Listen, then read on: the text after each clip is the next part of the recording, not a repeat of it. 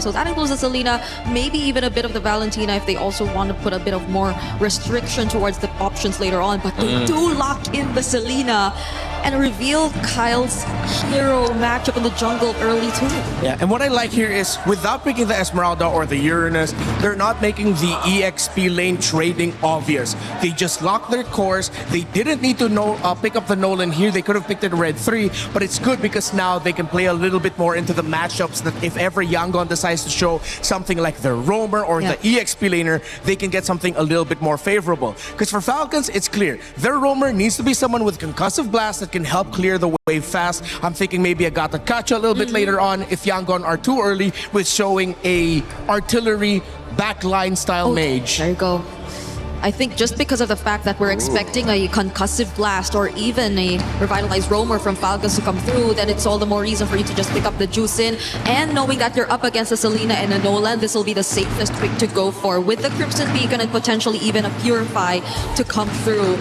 But the Arlott gets revealed. This is different for Ying. It's a change in terms of playstyle compared to the first few heroes that we got to really see from him. The Barretts, Ruby, Yura, and the Frey. New hero here for Ying. Going to be the first time he's going to be playing Arlott this MSC. And there have been many drafts where I remember us discussing with a lot of the dives, with a lot of that aggro trading, people would be saying that, hey, the Arlott would have been a great pick, but it was either banned out or overlooked. Now Yangon are picking up early, which has to be somewhat alarm bells for Falcons, and acknowledging that Yangon are not messing around. They're really here to dominate. Yeah, and it's Falcons this time to get a hold of the Barretts, which at this point, if you're really looking to lock down certain heroes, specifically even if it's the Hirara, it's looking to be a bit tricky, so there will be potential different targets. If you're looking at really just shutting down or taking out one member during the objectives, might as well be a Blink hero later on, since I think that's been a trend in the previous games too. Whenever you see a Barretts on your team and you just really want to take out the roamer or the front lines, which at this point they're really narrowing down because they even took out the Carmilla. A really good ban there by Falcons, considering that they're all very dive heavy, close range. We discussed it earlier. Galacticos, as expected, gets banned out by Yangon. Would have been a great pick for Falcons regardless. Beleric has already been banned out, so in terms of the roamers, we might be seeing some unique ones pop out here. Let's see if Mathilda might make a showing, or maybe Glue or a Cho. Yeah, because Mathilda, I think, is just the wave clear that will be a bit more difficult. Yeah, one thing I remembered, there might be a roam pick that Falcons has showed before that Yangon might need to respect, and that's the Akai roam for Ogwyn. Arlott not really a fan of going up against the Akai roam. And they take out the Glue here as well. So we're maybe expecting some roamer to really complement the Barretts in terms of just really going full engage and up front against the composition that YG has shown us. Because again, they have so much ways to punish. They have the final slash. They even have a juice in. So they'll have to deal with less problems now with the Gord being taken out. But the Minotaur, so the only concussive blast heroes, the Tro is still there. But that will lead to less AoE setup for Falcons, I feel. And what might be tough is they might have to settle with something with either like a Khalid or maybe even a high loss to really help fast clear the mid a little bit better so the Selena doesn't put herself in danger. Okay. Hylos comes up there, and a great pick. A lot of roam bans, counting at least 6 with the Glue, the Marcel, the Atlas, the Galacticos, the Minotaur, and the Beleric. So getting deep into the pool for Ogwyn and Blink. You know what? I was really expecting Blink to be one of the more unorthodox players, but so far he's been playing very meta. I think the most is the Carmilla. Yeah. That's been unorthodox for him. But the other options that are still there... they still have the Cho. The Mathilda, but I don't think it really works out well. They need a front. They need someone to really tank the damage. Yeah, there's not a lot of synergy if you play the Mathilda. Okay, with a lot of close range dive, you can pick up the Badang. It's a tempo breaker and always has been. It's a great pickup, and this is going to be the first time we're going to be seeing Blink pick up the Badang. Still need the gold lane here for Super Marco. There's Melissa available. There is which we've seen a lot. I mean, coming up, we've seen carry shown as well. We've seen all these variety type picks. I think even the Moskov might work. Moskov. Because you have more range, you can just push back the enemies. I mean, High Loss and Harith is a great combo if they really want to go with all in. Oh, So I like there they go. Harith picked up to close out Super Marco's pick. It was a gold lane and a roam standoff, and it ends up going relatively deep into the roam pool. Badong's seen quite a bit, High-Low seen when things like that aren't open, and now, guys, we've got our first matchup of our first semifinal. The draft in game number 1 has been really fun to watch. I feel like YG have switched up a bit in terms of their sequence, and that just goes to show the preparation they've had against Falcons. Yeah, if Yangon Galacticos wins this game number 1, then definitely that is going to be a shock to the system of Falcons, because Yangon went for high mechanic, really tough to execute, and they want to take it to Falcons. Well, MSC semifinals are underway. It's the Philippines versus Myanmar. A spot in the grand finals on the line. Let's send it over to our casters, Leo and Trex, to start us off. Mingalabay mabuhay! All of the Burmese and Filipino fans watching all around the world, and everyone enjoying the Esports World Cup 2026 live from Paris, France. Who gets closer to the grand finals of the mid-season cup? One of these teams get that much closer to at least 500 G's in the bank. Last night we started things off a little bit slower, but we ended the night with a huge best of 5. I feel like YG and Falcon can deliver the same kind of action to us right now. Falcons started this tournament off a little rusty and so far have showed up and now seem to be one of the possible dominant forces. YG, on the other hand, this could be the big test for them. This could be the possibly first huge challenge for them. They have been playing as close to a flawless tournament as one could go. Again, as mentioned by our panel, the lowest amount of deaths across the board, stats on stats, all across each role. Now they're facing off against world champions. Players who have gotten this close, Trex, this close to actually taking down a mid-season cup of their own 2 years back. A minute in, and so far no clear lead just yet. In the EXP lane, Ying is playing a first, at least in this tournament, the Arlet versus his signature, Barats. See Haji throwing out these arrows. Oh, he's having a hard time, I'll tell you now. This is what looks like for the first time in a while, a difficult lane. Ooh, in mid. A lot of damage on Ogwin. Ogwin might not be able to get away with this. Does pop the Revitalize, will be okay. And Kyle with the re-engage. Getting some nice poke off. Both teams kind of testing the possibilities right now. Seeing the Master, for the price of his Revitalize, forcing out the flicker from Blink. I'd say that's a good deal. Definitely a good deal. Cooldown very much shorter on the side of Ogwin. Might even have it, won't have it for first turtle, but still, the possibilities that Blink could have done with that flicker are going to help out a lot more. Falcons knowing this, moving on to the turtle now. Blink decides to back off, YG decides to back off, and the first turtle's bursted down in the name of Falcon. Oh, then as well, throw it out, Ying into the wall. Ying should be able to get away from this, forced another flicker out from YG. Falcon getting very aggressive early on. All right, for the first time in this matchup, we're seeing the gold lane showdown. A Claude versus a Harith. I'd say Sanji's playing this as good as he can, because the Claude, I mean, the best course of action for him is the double lane, but Marco is applying so much pressure. But I don't know if they know this, small cap stolen away by Han already. Which is a good thing for YG, they got to make up some ground. And honestly, I've been looking at the minimap. It's been a little back and forth. Sanji has been able to get the push in here and there. Super Marco's been playing it back.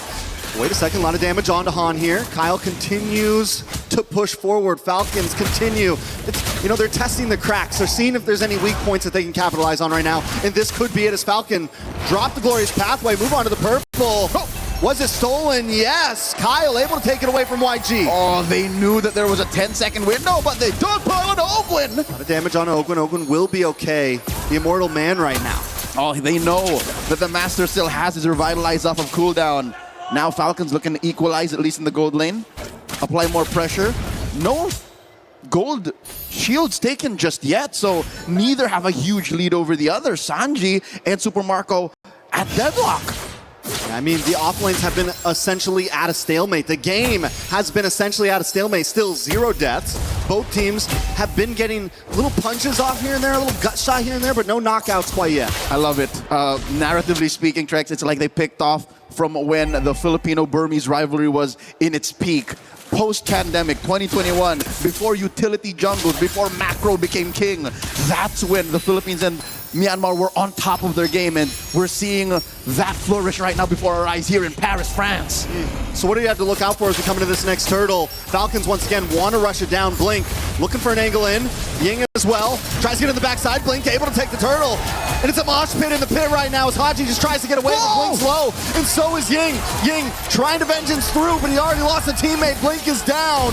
They get the pull back. Kai's has come back in, and Kai's able to get the double. Make it a triple. Flap falls along with the team, and yes, Falcon don't only lose their members, but they lose the second turtle as well. 4 for 1. Now Marco has 2 on him, plus the turtle. Yangon Galacticos have snapped their way into a massive lead again. Relatively speaking, 4 minutes in with nothing happening the first 3, 1,500 is basically light years away, economically speaking, in a macro-heavy game like this. Watch it once again as in the pit, walls on walls. This is a I'm not trapped in here with you, you're trapped in here with me moment with Blink. That was a perfectly placed crack. And that's what Falcon's going to have to watch out for, right? These dogpile fights where everyone is grouped together. And the thing is that's what Falcon's going to want to go for. That Detna's welcome comes in, they want to jump in. And it's all going to be about who pulls the trigger first and who can counter better. They broke Falcon in half like my arm. That was as beautiful a start for turtle number 2 as you can for Yangon. They're building up to a 2,000 gold lead. Sure, Sanji and Marco are still relatively at deadlock, but the fact that they stopped Marco from joining that fight, because look, 2 dudes, 3 dudes at a third of their health, that would have been heaven for a Harith, but they made him think twice. And now look at this, even Blink is bullying Marco out of farm's range. Oh, big knockup. Ying dashing in with the vengeance. Nice damage. A nice fist crack lands on Ogwin as well. Ogwin pops revitalized, but it's not going to be enough this time. Han takes the kill before he can jump on the pathway. All right. So this is something that our panel alluded to. This is the Burmese ube, the purple ube. Well, that's literally what it is, Yangon's colors. They just, at the most early possible moment, clump up and punish you for even thinking twice that you could take this lineup. All of this is off the back of Blink, and I love how they put the Arlot in too, just to make sure that if everyone's not in position for the perfect wall, Ying can do that for you. Falcon knows this at this point. They decide not to go for that turtle. They know they're on the back foot. It's a 2K gold lead in the hands of YG. And Nolan wasn't even, Kyle's not even going to try it. He goes down to bot lane. At least they gained some ground down there. Tier 3 on the bot side has been taken in the hands of Falcon. And this is where they will be able to hold on. They don't make those small mistakes of, we're going to try to force this open. No, we're going to let you have that, and we're going to find somewhere else to gain ground, or at least keep things even. And I think that's wise, even for Falcons in their losing position right now, almost down 3K. You can't face Yangon head on like this. You just can't. So fortunately, they have the kit for that. Haji can lay traps. Vision is a little better for them. Yangon have to kind of walk in the brushes, flush them out the old-fashioned way with Kai's lantern. So for now, Falcons, I'd say hunker down, take the next 3 to 4 minutes to get Marco up to his mid-game power spike, and then I'm going to even say this. Ogwin can't play the way he was in the first 3 minutes. Like, you can't just body block anymore because the damage is real from Yangon. Yeah, especially at this point. You know, the first round he could get the Revitalize off. First 2 turtles. Even second, he was able to get the Revitalize off. But by the time that gold lead got past 1.5 into the 2K range, we saw Ogwin finally get bursted down before he can even start running. Now, Sanji also locking in the Golden Staff. We're going to start seeing more damage from him. And with the fact that these tier 3s in the off lanes are down, YG can also fully hit that purple ube. If there is, literally, the yams. It's a Yangon yam. The Yangon yam. So if there's anything good going for Falcons just yet, because Yangon are putting a chokehold on them, is the fact that the damage profile is at least palpable for Yangon. All you got to do, get physical armor. That's it. There's really no magic threat. Sanji now testing the distance on there as well, and a big fist crack under the tower, paired up with the final slash. Ogwin trying to hang on, but he just can't end his welcome. In response, gets him against the tower. More damage lands on a Han, but down comes Smon Force Blink, taken out as Han tries to get away. Sanji with the Blazing Duet connects on to no one. He looks for the re-engage, and Ying's there at his back, keeping Falcon at bay. 2 for 1. That's as good as it gets for Falcons. Yangon still calling the shots. Another final slash! And Sanji and Kai's are here now. There's no escape for Flap. Haji forced to use a flicker as well as Han keeps him away. They're going to move on to the Lord now as Falcon watches it.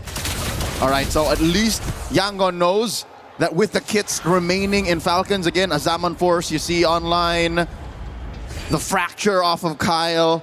Ogwin has a glorious pathway once again. They know that they can't just blitz the Lord. Once again, did I not just mention that about a minute ago or so? That after the crack, final slash, or the other way around, it's just so easy. It's a 1-2 combo, even under tier 1. And it's not, like you said, it's easy. It's not a hard to hit combo. As long as you connect down to the Lord though, Han does burst it down. Glorious pathway comes out. Flap's gonna try to connect as well. He doesn't have the stacks, so the defense isn't quite there. But look at the damage on a blink. Kyle still popping off, even at 0, 2, and 1. That is a bargain. I'd say blink for a Lord like that is a good deal. This puts it at a wash. Yeah. Taking that tier 1, so at least the map gets a little bit more breathable for Falcons. They keep the lead at about 3K. And that's, I mean, that's where Falcons always find something to make up for it, right? It's one of the great things that they can do and always will be able to do. Yes, you lose Lord. Yes, you take a member, but now you bring it at a standstill by taking this tower, and they've been doing it from the beginning of the game, but YG now looking for the engage on the mid side. It's looking similar to last time. They're going to have to watch out for Blink. Blink doesn't have the flicker right now. As Lord comes down the boss side, YG looking to switch up gears, try to gain ground somewhere. Lord, put down to a third, hit with that retribution, and Falcons get to keep their tier 2. So we're back to where we started about 2 to 3 minutes ago. Blink with the conceal. What are they looking for? It's a fist crack on 2. Blink does it again. Not just one, but 2 members. YG looking for more now. As minions crash on the top side, Ogwin pops revitalized, caught in fist crack once again against the wall, taking out a double kill for Yang. Mid tier 2 falls as well, and YG are going to work their way up the map to take more. Again, the ease of execution, the on-demand crowd control that Yangon Galacticos have drafted into their lineup. That's a final slash that could have been, but it doesn't matter. They're able to pop Holy Shields in mid and top. Bottom lane, don't even get me started. Amazing start. I'm pretty sure that conceal almost counts as an ult. When Falcons heard that, all they could do was skedaddle. They knew it was coming. They were running away like, oh, once you hear it. All right, so YG now have taken all the tier 2s on the side of Falcon. It's a great start for them. Falcons moving around the map. Not completely conceding just yet. Nope. And so far, it looks like they might even try to get this purple. There's a glorious pathway sent in and a choke. Denna's welcome. Might have came too early. A mega kill for Han. Maybe a slight misplay by Flap, thinking they could do something to at least get their purple. Ogwin in enemy territory, enemy jungle. As YG closes in on him, he does buy time though, and YG's onto it. They send the rest of their members back to the mid, back to the top to try to defend. I think that was all part of the plan for Falcon. Little two-step there. Ogwin, I think, was just trying to go for the self-execute. He wanted to die to the turret instead of conceding over more goals, more XP to his opponents, but alas, they just found their number. I'd say if Falcons wasn't so sure that this was a fight that they were willing to go, they should have just conceded the purple. I think that was all in the hopes of maybe finding a good shot, but 12 minutes in, maybe after we check Haji's items, we'll know if they're ready, because if yesterday's match, Game 3, between Team Spirit and Vamos, if that was any evidence that a late game Selena is still something to respect, then maybe there's still something left for Falcons. Maybe if they cross that threshold, what, 16, 17 minutes?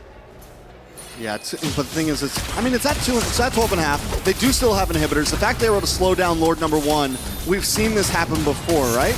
It means with their inhibitors, as long as Falcons doesn't make a huge mistake, they can probably survive this push. The Falcons don't just want to survive the push, they might want to fight for the Lord itself. It's Flap TZ, checks the tri-bush. Whoop. This is a dance. And Yangon Galacticos' lineup is just much better built forward. Glorious pathway dropped in. Kai's in a bad spot, will take some damage. Kyle makes his way in, but Blink once again with a conceal play. Falcon knows they have to back off, create space. Han able to get the Lord. A big final slash on a 3. They collapse down and Kyle falls. Flap next to the chopping block, taken out as Ying and the rest of the team move on to Super Marco and Ogwin. Ogwin drops him on sports, but it's just not enough. He tries to dash back, he tries to get away, but a maniac for Han is secured. Haji's got to go back to base. Haji's got to try to stop them all alone. We're not making it to 15 or 16, ladies and gentlemen. I believe it ends here. Yangon Galacticos are in the base. You thought it would be even, but YG take game number 1 with a 9K gold lead. stating their business here. 2 weeks in MSC, and Yangon Galacticos continue their undefeated run. Chuzartar, YG, Falcons left reeling, only 3 kills on the board.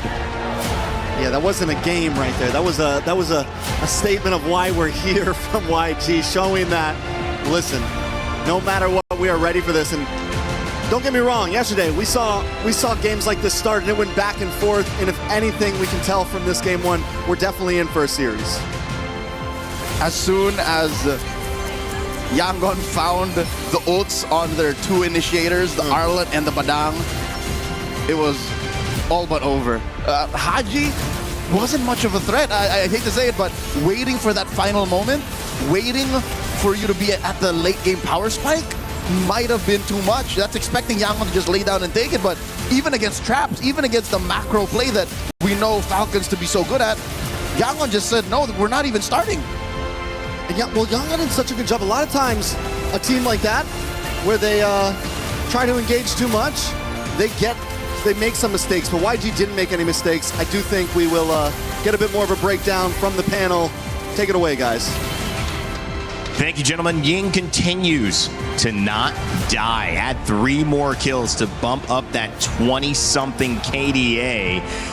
As Yangon Galacticos prove yet again, it is not an underdog story. They are now by far the favorites. They are undefeated. They remain undefeated. It's an uphill battle for Team Falcons Philippines. But we saw it yesterday where these early games went the way of Aurora Gaming, and Onyx found a way to bounce back by extending those matchups. So what can the draft tell us? Lots to break down in game 1. Rain Day here with Brig and Renmar. Brigitte, what did you see there? I know that was tough for our Philippine fans, but it was great for the Myanmar fan base, especially at that watch party we saw. Yeah, I mean, I agree with you. Honestly, there are times you could definitely expect comebacks, but in that scenario for Falcons, specifically the fact that they had to play with a Selena from behind, which I think one of the trickiest heroes to play from behind with, on top of the fact that it took a while for Super Marco to really scale up. I think that was already 10 to 11 minutes, and he still had to he still had yet to pick up the Holy Crystal. So there were really very little ways for Falcons to fight back.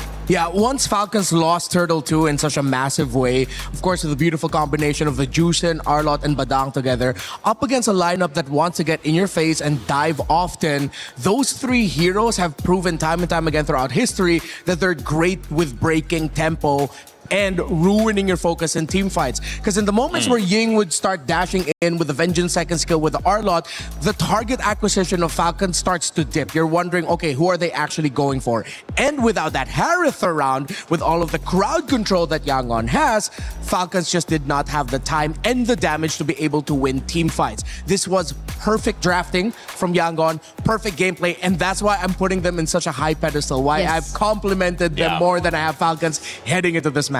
Yeah, YG continued to dominate, and again, the stats will show it as well. This is a team that is not faltering. They have been given this huge focus on this tournament, and they are living up to the expectation, superseding it, to be honest. And you could tell just in this game that it's the real deal. I mean, we did see a record of only 5.57 average deaths for YG. And look at what that goes down this game. Reflected here in this game.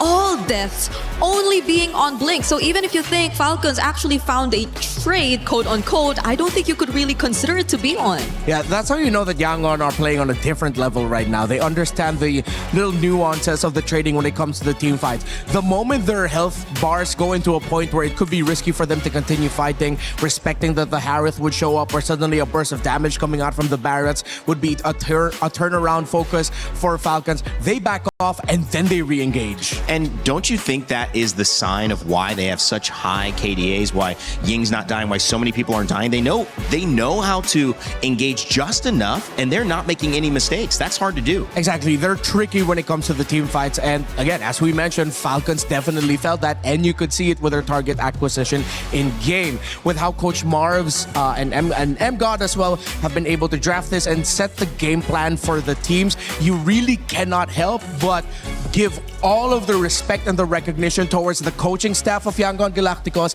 and the players for executing it. I'm pretty sure that went exactly as how they discussed. I want to hear more of your thoughts, Brig, about the draft, about the game, whatever you picked up on, because YG take the win. Team Falcons Philippines looking to jump back in. I know you've got some Telestrator stuff prepped up for us.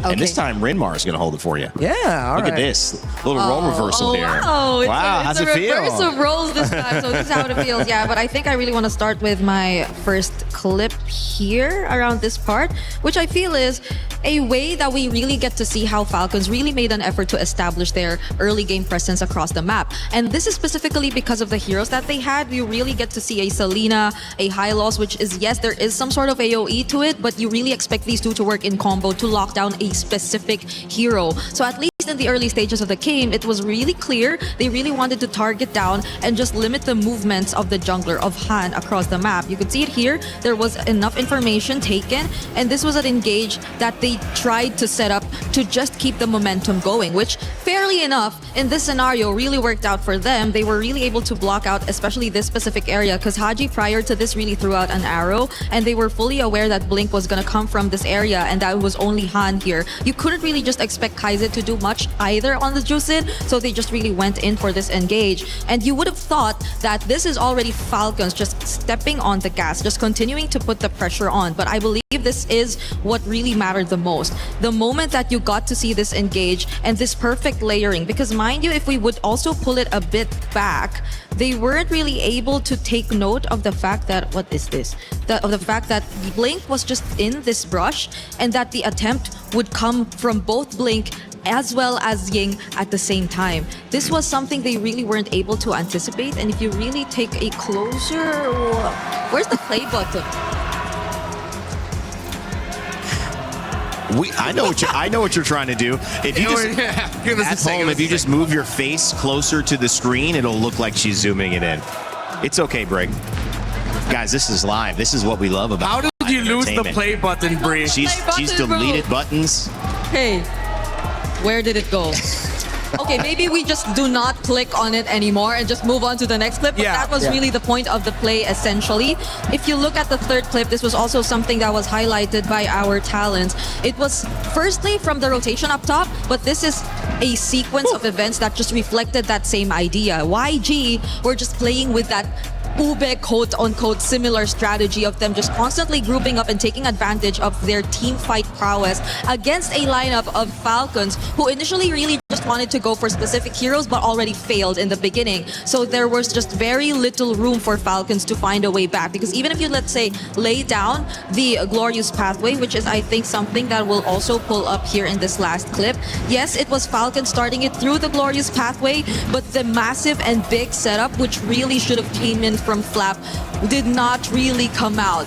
It took a while, and it was enough room for YG to already set up the team fights in their favor. And I think that's really was a bit of contradicting ideas that you get to see from Falcons, because at the same time you would really want them to go in and be proactive with it, but there was just no damage to complement it as well, and it was a tough task to accomplish considering that they've already pretty much let go of their win conditions in the first few minutes of the game. And with the play the Brigadier showed earlier, it was also another point to add on to just how well they're fighting, because Blink was perfectly marking where Super Marco could have come from through the mid lane bush, just when they thought that Falcons had an angle where they can drop in a Zaman Force, sandwiching the members of Yangon Galacticos. Yangon Galacticos already read it perfectly.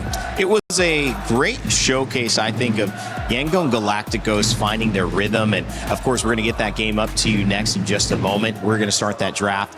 But my question that I want to raise to you is, was this really a dominant draft? Because to me, I think there was just one thing that was pressured differently than most other drafts we've seen, which is the roam position.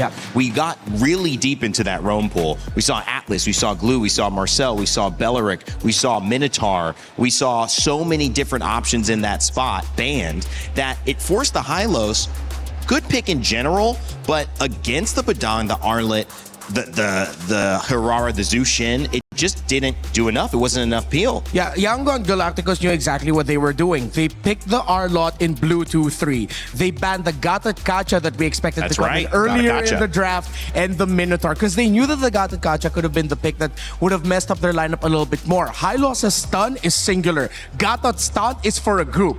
Up against all of the dive, especially with an R-Lot around, would have messed them up. That's why we were expecting a Galacticos to come in earlier. Wait, let me ask, because they went and picked Nolan earlier, and they could have flexed that later because they already knew that Herrera was picked, but they wanted to kind of hold their cards to their chest. Yeah. But that ended up being a mistake because Galacticos wasn't available by then. Yeah, I think now for Falcons, one thing that they can deprioritize is, as much as we put a lot of respect on the Selena of Haji, I think Yangon are ready for it. Yeah. You can change that up to an earlier Eudora, you pick your row mid earlier, and then you play for the sides. Because the focus of Yangon Galacticos and how good they are is because of their great pickups in the side lanes. They put a lot of stability in the mid lane, yes, but if you match that with your own stability with a little bit more chances for area of effect crowd control, which the Eudora can also bring out if you change up her combo a little bit, then it gets a little bit better for Falcons. So I think that's where they need to start looking at. Yeah, because imagine they already had like a point click stun in the high loss, but even then they couldn't deal with Blink. Right. Blink just was constantly able to find the setups that he wanted because it's not like he was after Ogwen or anything. Right. He was always getting past Ogwen, and that proved to be a problem too for Team Falcons here in this game. Yeah. I mean, it's just a character issue, I think, at that point. Yeah. I mean, Kylos just can't do it, Bellery can. Exactly. And I think I want to double down on something that we've said a lot in the past. When one of the casters can predict a good amount of the draft, we were able to go 4 out of 5 for the Falcons draft. Then that means That means they're definitely predicting it. Yeah, exactly. And it really felt that way. Yangon, I know I've already given them a lot of flowers so far for this series, but they deserve it. They are on point. Well, Falcons Philippines have a long set to go. It's not a best of 3 anymore, so they will have many more chances, at least 2 more games to figure this out. And if they can do it again in game 2 to tie us up 1-1, well, it might be a revisit of another best of 5 like yesterday that goes the distance. Let us know what you think. Of course, you can get your pick'ems in. They're already closed for this series, but coming up, they will be available for the next series later on as we see Onic take on Team Spirit. But this one's still history to be made. Yangon Galacticos proving that a grand final trip, that's very, very reasonable to expect. Now, your move, Team Falcons Philippines, as the fans are ready. Let me tell you, if you don't see it now, if you can't hear it here, they are alive. So even after a loss, they're doing this. Imagine after a win. Yeah. I feel like Yangon knows this. That's why they started off that game. Gotta kill the crowd. Exactly. We did say that Yangon picked a lineup in game number 1 that would have put a shock to the system of the Falcons boys. It was a little bit harder to execute, more mechanically demanding because of that R-Lot, and they made it look easy. Yeah, we're entering the semifinals with Yangon still not dropping a single game. If this trend continues, that will be a crazy record That would be for the Myanmar representatives in an MSC run in history. That's probably never happened, right? I mean, No, if no. at least they're tying somebody, because that can't have happened 3 times. Undefeated, getting to grand finals. We're getting ahead of ourselves, though, guys. We know it. We're excited. Like, we feel the energy. I know you guys at home feel the energy. Let us know what you think, because EWC has not disappointed. The MSC of upsets. So anything can happen as we see the bans. Barat's taken away, not going to be on flap this time around. The Valentina as well, and a Fanny Atlas. So Yangon, they didn't have to ban Atlas, and they didn't have to ban Freya, and that, I think, gave them an advantage in isolating some of these picks. Now they have to, and they have to consider, if we don't ban Freya here, we're going to give that to flap. That could be a problem. Yeah, Falcons, their 3rd ban, if it's going to be a Phobius, will be telling, but Yangon's ban of the Atlas is telling as well, where you know and expect that most likely we're going to be seeing another assassin performance by Han. And at the same time, it's putting a little bit of a dent onto Falcons, who don't ban out the Phobius, they ban out the Marcel, because now you have Freya open, Hirara open, and that's what Yangon looks like they're going to be playing around. That, okay, go ahead, pick up the Freya, but we're going to get the Hirara. And you already saw us be ready to deal with a lineup that wants to all in and dive. What if we put another extra threat on top of your head, which is, what if we suddenly show up with a Juice and Hirara again, and then your Freya's suddenly going to be thinking twice about every engagement. engagement. Or maybe even the Beleric, because I doubt the Freya would like either of that. Just Yeah. heroes that could stop the potential engage and just prolong team Yeah. fights, which I think the Freya would greatly like, but they ban it out instead, would rather not hand it over to Falcons. So the Hirara option and pickup can be considered here. If you're Falcons, just have to be mindful of the other potential trades. That will include the Beleric we mentioned earlier. Yeah, it looks like Beleric is primed and ready to get set up as the first pick, and they do lock it in. Yangon don't need to rush that Hirara, but I think they might actually be okay with doing so. Han is brilliant with it. And then let's see if they're going to rush the Eudora right away just so that they don't have to worry about it, or they're going to lean towards some of their old favorites. Again, Eudora, Gord, Jusin. The mid lane for Yangon has played only 3 heroes. Make that number 4. Oh, no, still 3. It's still just the Eudora. I like it. And you get the Harara back. Feels good. So same old stuff. Why would you stop not just a winning formula, but an undefeated formula? Right? Yeah, there's not much to change up, especially for Yangon here. Now the decision for Falcons is whether or not they go Uranus or Esmeralda. You don't see enough to warrant an Esmeralda. If you pick up the Uranus, it looks great overall, but then you're up against most likely an Esmeralda in the EXP lane. Unless Falcons take something out of the Yangon playbook and decide to pick up a little bit more of an aggressive EXP lane hero, I think they're going to lean in towards the idea of just prioritizing Roman mid now. Wouldn't be surprised that if they go for pokes as early as now, they decide to go for the Uranus. Okay. They save their mid for later, they still pick up the Nolan. Which is different than the first draft where they were all basically showing the same lanes and they were just fighting over Rome and gold. So the bans will be different here in this second phase. Yeah, maybe since they know the matchup, the EXP lane can be an option here, because honestly, I feel like the hero pools for Rome and gold are a bit too deep for Yangon, that they could just really play around it in the second phase of the draft if ever they wanted to. Yeah. Now the difficult thing here for Yangon decides to show the Claude right away. I feel like there's a little bit more of them trying to manipulate the draft so that Super Marco doesn't really have a lot of picks. Because I was worried for the draft of Falcons, wherein if Yangon stretched this out long enough and it gets overlooked by Falcons, they could show up with the Melissa later on, knowing that you're already up against a Beleric and Uranus. No one's going to be able to reach her. But this is, again, just more confidence coming from Yangon to take out the Claude. And let's see if they're going to continue to just focusing on the heroes of Super Marco by either banning both, they take out the Clint, or they ban one gold laner option, and then they just pick up more heroes that can mess them up. Remember, Falcon still has a Brody that they can play with here. Yeah, and I feel like at least for Yangon, them picking up the Claude here in this part of the draft will already limit the options for Falcons in terms of the mid lane in a sense. Because you'd really would want to consider a bit of more range as well in order to just reach and get a bit more access to the backlines of Yangon, but knowing that there's a potential dive with the Blazing Duet as well from a Claude, then they might be a bit more iffy to go for the stationary artillery mages that we were previously seeing from them as well, because I believe Falcons was only one of the few teams to also pick up a Farsa. Does feel like they have an answer potentially to the intense engagement that we saw from YG and the Beleric and Uranus. That should be able to at least slow people down, survive a little bit, maybe catch you off guard with an ultimate, Wrath of the Dryad, make things difficult to get out once you do overcommit.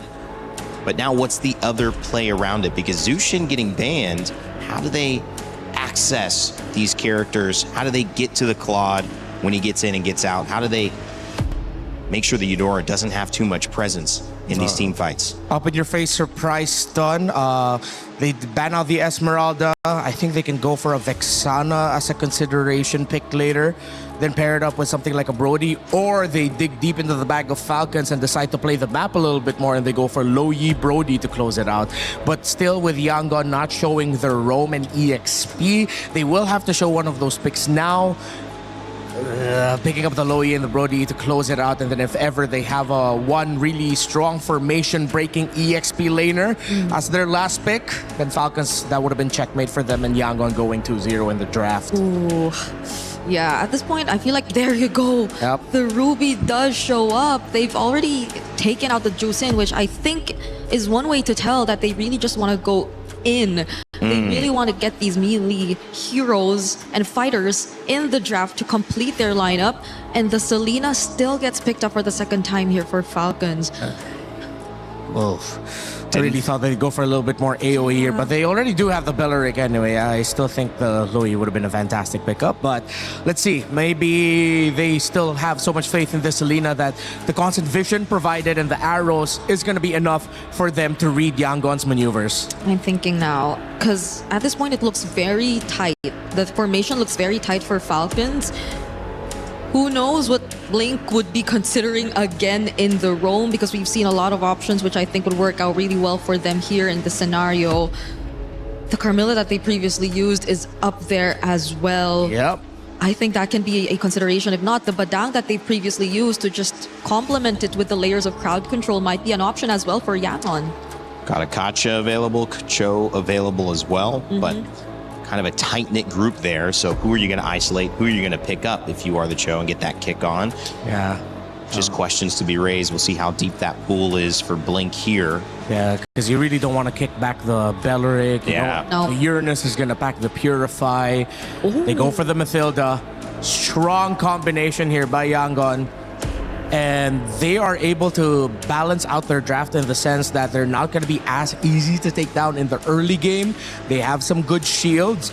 But there is a realm of possibility where Falcons gets the first two turtles. Turtle 3 will be a decider, and then Lord 1 is where it's going to be at. Did they do enough? At least for Falcons right now, they're not very specific in terms of their win cons in the early game. But I feel like execution-wise, I'm just expecting Yangon to still be as fast as we saw them in game number 1. The Moscow picked up for Bulletproof, Super Marco. He is a star for Falcons. They need him to show up big. It's the second game, a second lineup, a draft that the panel a little less decided on, but still feeling like Yangon can execute. Trax, Leo, how we feeling? 2 games in a row. I think M-God and Marvs have trumped Coach Vren and Moody once again. I love that last pick, Matilda. It fits the Burmese's playstyle so perfectly. You see Blink is already crossing over, scouting 3. He's going on a 1v3 recon mission, Trex. And that's what they did in game 1 too. Not as deep, but still constantly. They're not scared to get in Falcon's face at all. Yesterday they knocked on the door until it finally, or last game they knocked on the door until it finally broke open. And this time I got a feeling we're going to see the same exact thing. So far it's up to Falcons to adjust their tempo. They found out that in game 1 you cannot take your time. Slowing down Yangon Galacticos is not an option. So good to see that Falcons are finally here, at least when it comes to early game rotations. Marco here, dueling against Sanji, using that gold crab as a point of contention. What's going on? What kind of duel are they getting into now? Super Marco just likes pain at this point, I think. But look at the damage on Sanji. That's what they were doing. All right. That's what Mirko would call the walk-up. Just straight up opening a rift from God knows what dimensions. Putting the fear of God into Sanji. Mid lane, though, this is the first time we're actually seeing these trio go toe-to-toe. And all 3, here comes Han as well. We could see the big attack here. Skies goes down. First blood for Falcon. And the Falcon crowd finally erupts. The other half of the stadium acknowledges the fact that finally Falcons are taken to the skies. Han going for the steal. Blink very low. Forced to flicker out. Good flicker at that. Flap now. Setting things up for the rest of the team. A big flicker from Yang, and down goes Han. Kyle finally putting kill into his pocket. Stack that up with the turtle, and it's a beautiful start for Falcon. 2 minutes in and 1,000 gold up. Trex, is this what Falcons was looking for? As a big picture draft, I'm going to die on this hill. I really like what Yangon have brought in, but were Falcons just looking for a tree to perch on? Was it just really the Belleric that changed the way they play? I honestly think it is. Belleric has the ability to stop YG in their tracks and also respond. Yet last game, Falcons had issue in punishing. They had issues finding those moments and biding enough time, and this time, Falcon found the answers to do it. SOD thrown out to try and secure. Sanji acknowledges the duel. I'm going to double down on that. I think the fact that the Burmese Ube, the Yangon Yam, is so evident that an ult like the Wrath of the Dryads just throws that sideways. And it's not even for Ogwyn just using the ult. The whole kit of Belleric answers so much of what Yangon are good at. Not to mention, when it comes to the big team fights, even Sanji on this Claude is going to have some issues dealing with it. Everyone on the side of YG might have some issues. Han taking a lot of damage from Flap. Flap is in their face non-stop. Big ult comes from Kai's there, but not enough damage quite yet. Flap and Ogwin forced to back off, but Falcons in general still staying on their side of the river. They're going to threaten Han here. Oh, the flicker! Dryad comes in! Picking Han off! That one's gotta hurt. Another pick onto Han, 0-2 and 0, and we're just getting started. Already the 3 kills that Falcons scored all game 1 long has been achieved here. And forcing a BMI out of Sanji, an arrow thrown out. That's 4 members that they're sending over. It's being cornered right now, but Kais and Blinks are showing up to try to help. Falcons saw them coming. And they said, no, we'll let you have this one. We'll let you have this one for now, but look at Flap. The guy's a menace. This is one of the few things you actually gain from Uranus. Call him what you will, a brain-dead hero, very little mechanically brought to the table, but macro-wise, he's controlling that quarter of the map. The Ruby has very little to do. Ying can only hope to try and stop Flap. That's 2 free turtles going over to Falcons. Yeah, this game has taken a full mirror image of last game. Falcons with a huge lead already. We've already got items stacking in for the side of Falcon, and I'm waiting to see when Ying can actually get involved in these fights, because I think that was supposed to be one of the possible answers to what Falcon brought. It was supposed to be the same kind of response that the Belleric is giving Falcon right now, but the fact that it's stuck in the XP lane, it's not moving as fast as Flap is, they can't capitalize on it until the Yangon Yam can actually activate, until all 5 can actually group up. And I doubt it's going to happen anytime soon. Lane per lane, roll per roll. Falcons have checkmated Yangon's prior rotation. So one might say game 1 could have been a download. They were checking how much they can get away with, how far, how fast.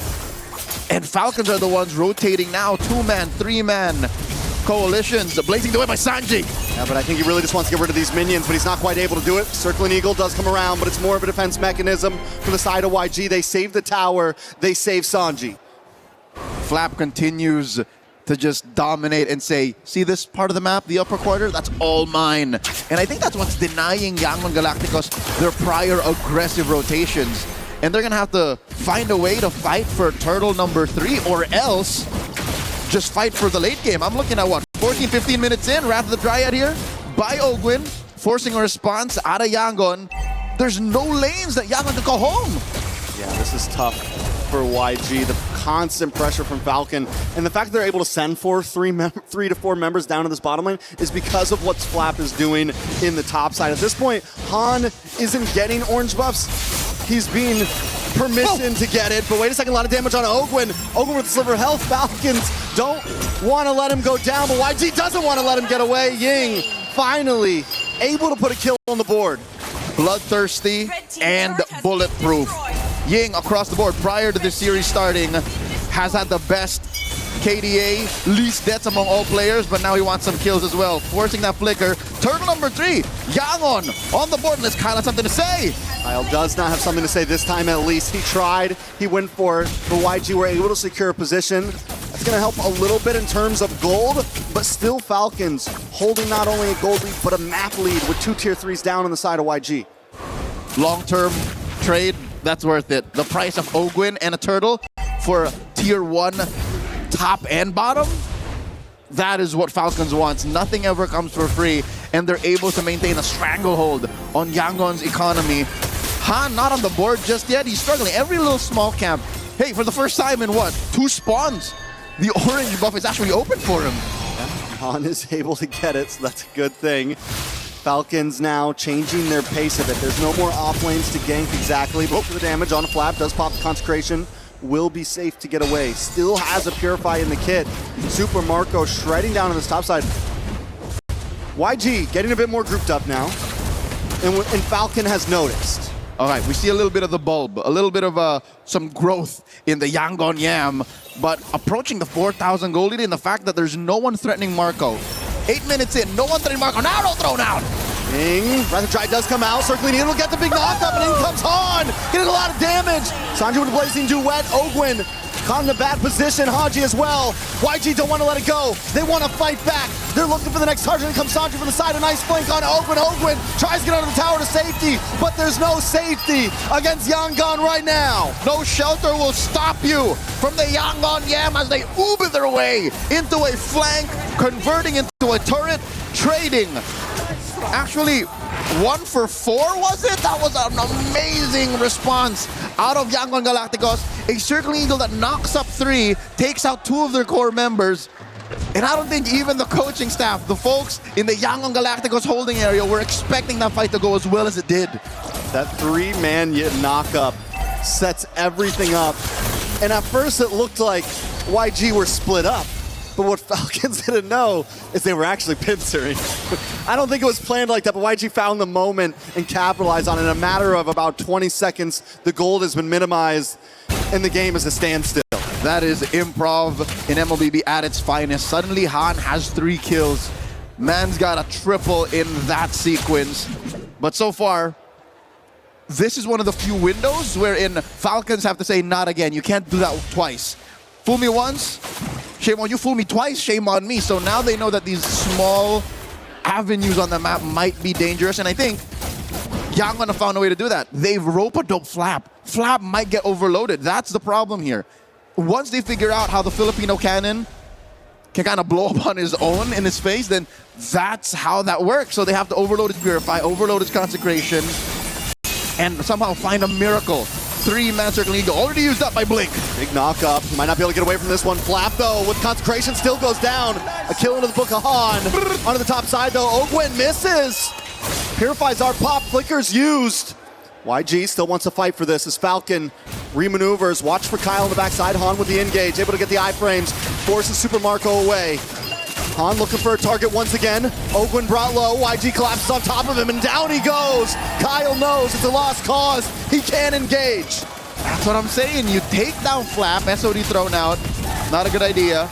You overload Ogwin, and then you deny Falcons the entry to anything else. Lord number 1 goes over to Yangon Galacticos. Falcons have to switch it up. It can't be the same thing. You have to find a way to engage off of more than just Flap. Long haul, check in that range with a jab. There has to be some straight to the face that Falcons can pull, but looking at it right now, their whole draft, I don't see it anywhere soon. There's no way that they just pick a fight from out of nowhere. Element of surprise is always going to be on Yangon's side. So now Falcon, I will say this, with the ults they have, with the skills they have, they can hold a decent defense here. And if YG oversteps their boundaries, one big Wrath of the Dryad could counterplay. But maybe that's the answer for Falcon. Let YG come to you a bit. Let them engage and see if they overcheck themselves. Which has been, I think, what Falcon has been trying, especially in that Lord Dance. It's just they dogpile on the Flap too soon. Fortunately, Flap has his Purify once again, 30 seconds off of Ogwin's Wrath of Dryad Flicker combo. But I think the damage has been done, man. Couple more kills on Han. Sanji left unmolested. 0 deaths on this Claude. Sure, it's been a difficult early game. They spent, what, 2 or 3 death squads to try and gank him out of that lane, but he never gave in. He never caved. So I'm guessing a good chunk of that gold, despite Marco having a good, what, first 5 or 6 minutes, has been closed in. Like, this is more than just an equal gold lane matchup. If anything, I think Sanji has more gold than Marco now. Oh, I'm offended. Plus the stun, Flap is forced away. This time YG doesn't cause the full collapse, and they know when they can, they know when they can't. They decide to back off. Let's see if anyone walks into Kyle here. Kyle holding left mid brush.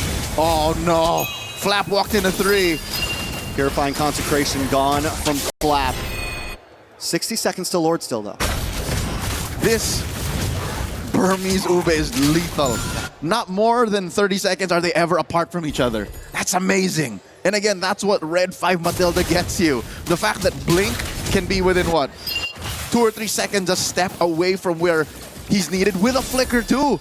So they're basically, you know how Louis folds the map in half? Yeah. Blink kind of folds the map in 2 quarters, which is almost half, which is fair enough. Mathematically, almost half. Looking at the items, true enough, Sanji is 500 gold up on Marco.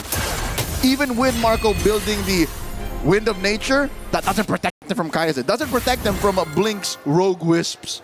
So Marco is never truly safe. All right, so what's the big answer, right? Ogwin didn't go with the Revitalizer or anything. He has the Flicker, so there could be your opportunity of surprise, but who's going to be the bait? And it seems like Falcons, maybe two split up. Maybe they need to group up as well. In an effort to split up Yangon's Ube. But wait, look, they're blitzing the Lord. Oh, there's no response. My God, Falcons score! And then the conceal, the hit and run. YG are going to try to close this. Oh, Trex, true enough, you said maybe Falcons should group up, and they do.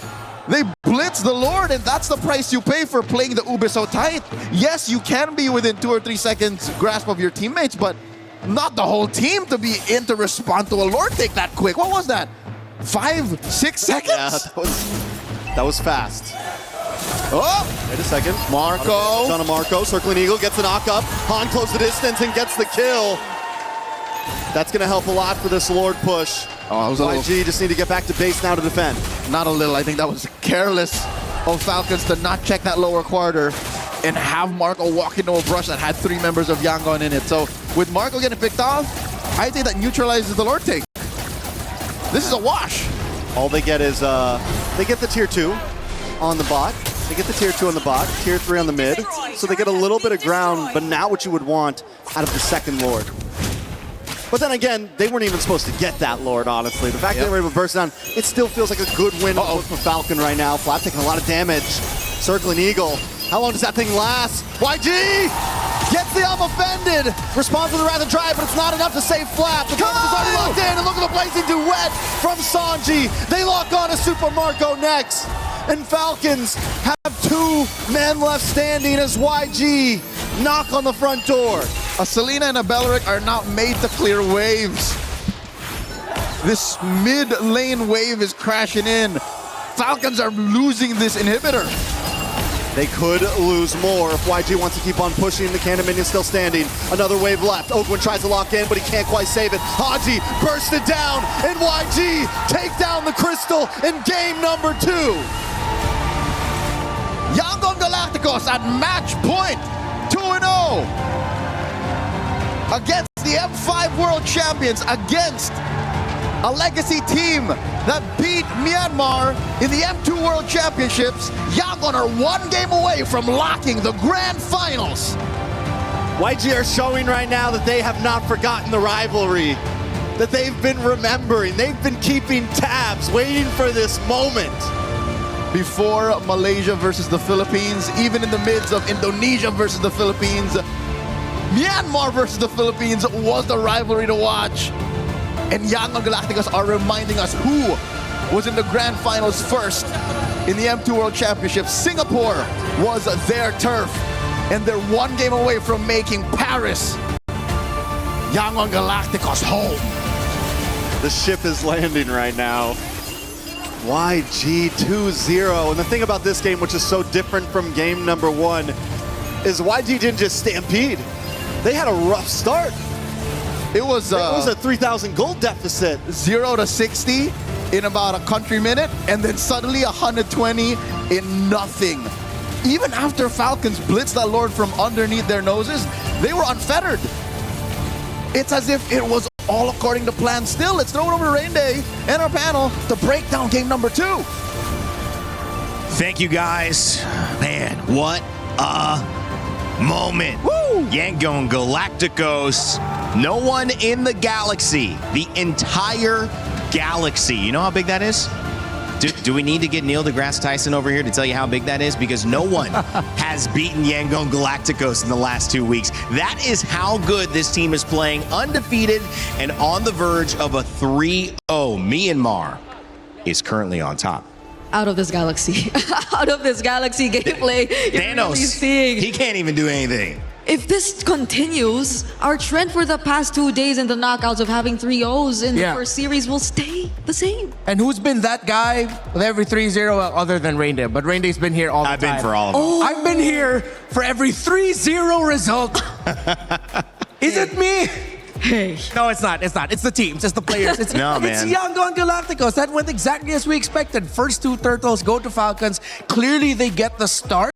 But then once you hit Turtle 3 and Lord 1, that's when Falcons needed to readjust their approach a little bit, and Yangon is online to be aggro because, again, their gold lane is so good. Their Claude, as much as I was wary of it in the sense of why pick it up early, Yep. you see why you pick it. Because it's similar to how it's played in the Philippines, where sometimes, even if you don't feel the impact of the Claude, as long as it can farm up, you're fine. I also think that Blink is having a bigger participation in the reason this result is going this way than we're giving him, because his hero pool on Rome, he's showing it's deeper and more effective than a lot of others. You see a high-low sometimes picked up last and you go, oh, that didn't quite work, and that's where you might lose the game. But with Blink, he's running Matilda, he's running Badong, he's running whatever he needs. They're banning out everybody and he's still effective. That is so hard to give to your team, but he's doing it time and time again. Yeah, because I think Falcons had all the reason to just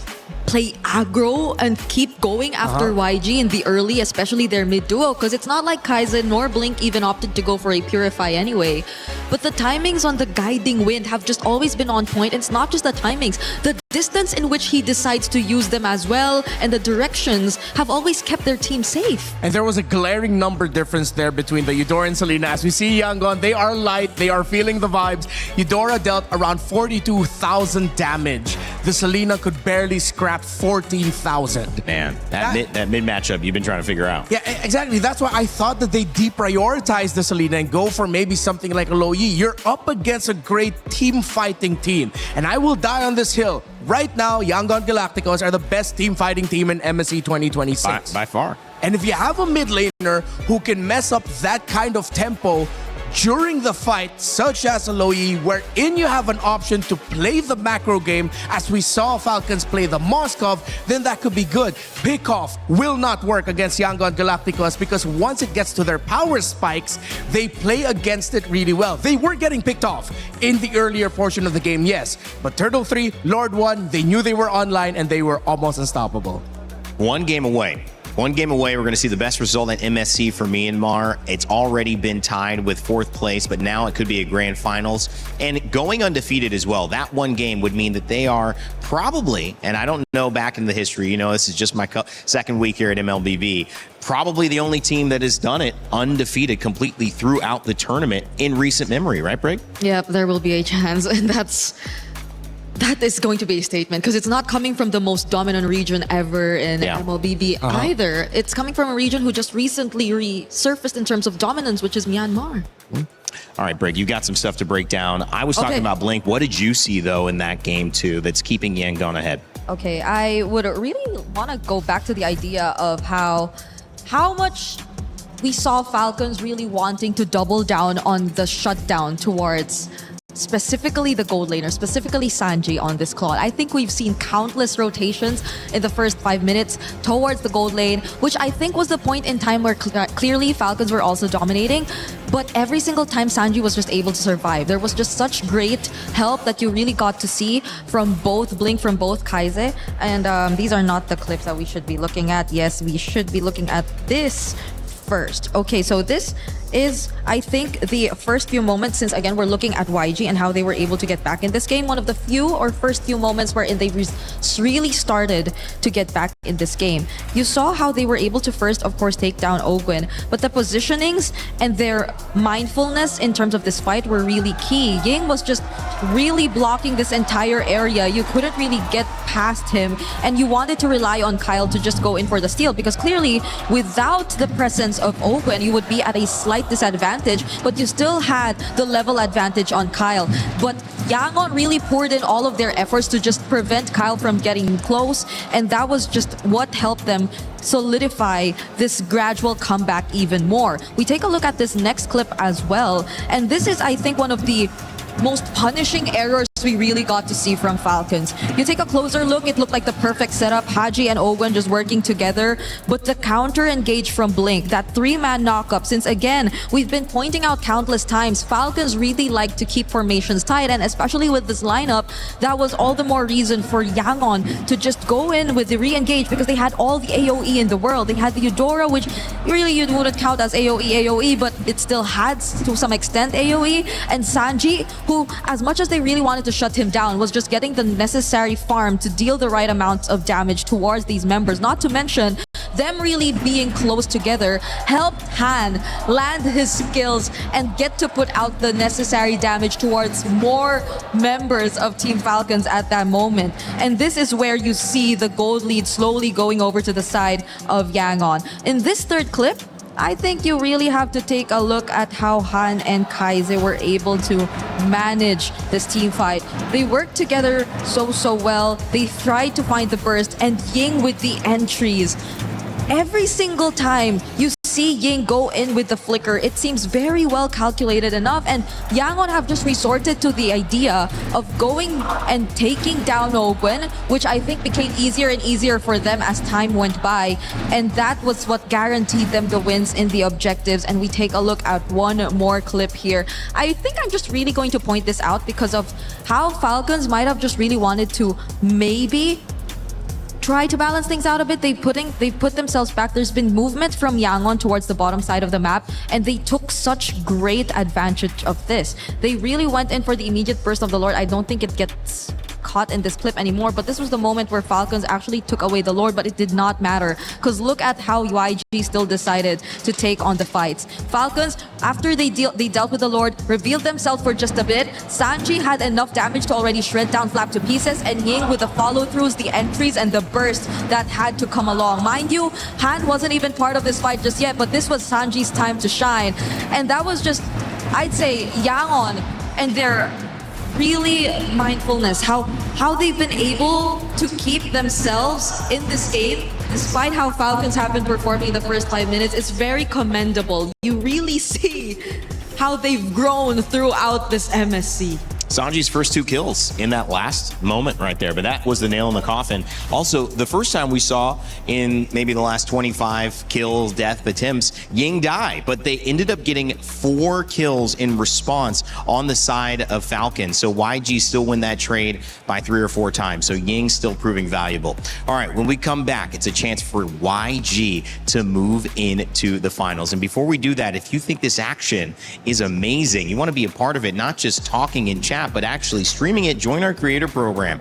You have a chance to earn some cool prizes, be featured maybe in some clips, and also you have a chance to build your community off of what may be the most interesting MSC yet. So take advantage of it, whether it's this game or any of our games. Join the creator program, earn some cool prizes, and be a part of the narrative. After this 2-0, it could be 3, but before we move on to that, we want to let you know I love playing with my friends. You love playing MLBB with your friends. Well, there's another way to play with your friends in Acecraft. Check out We Fly Together, a brand new co-op mode.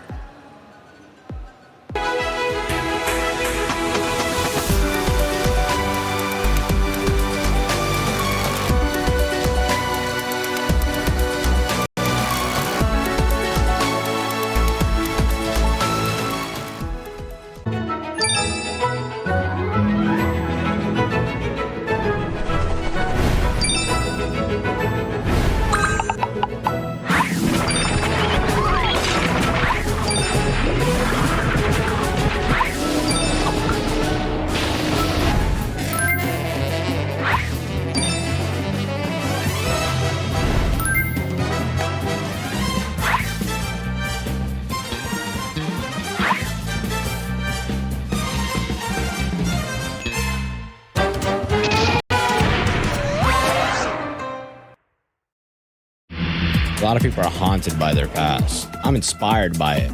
They're not just playing for themselves, they're really playing for their entire family. They have defeated their demons! They have crushed the curse! He thinks he can come in here and play my game! He knows nothing! Let's go! Tyler won, you're done. Raw energy, half blow the house down!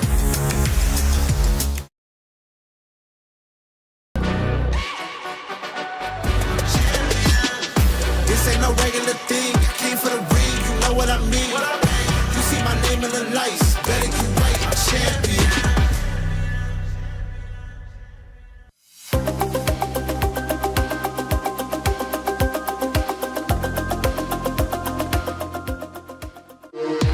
We were there for every click, every clutch, every respawn. We were there for the years of grind, and we're here. Now, the proud founding partner of EWC, powering the biggest event in gaming, shoulder to shoulder with the world's best, making history. Greatness deserves a stage. Lenovo Legion, reach your impossible.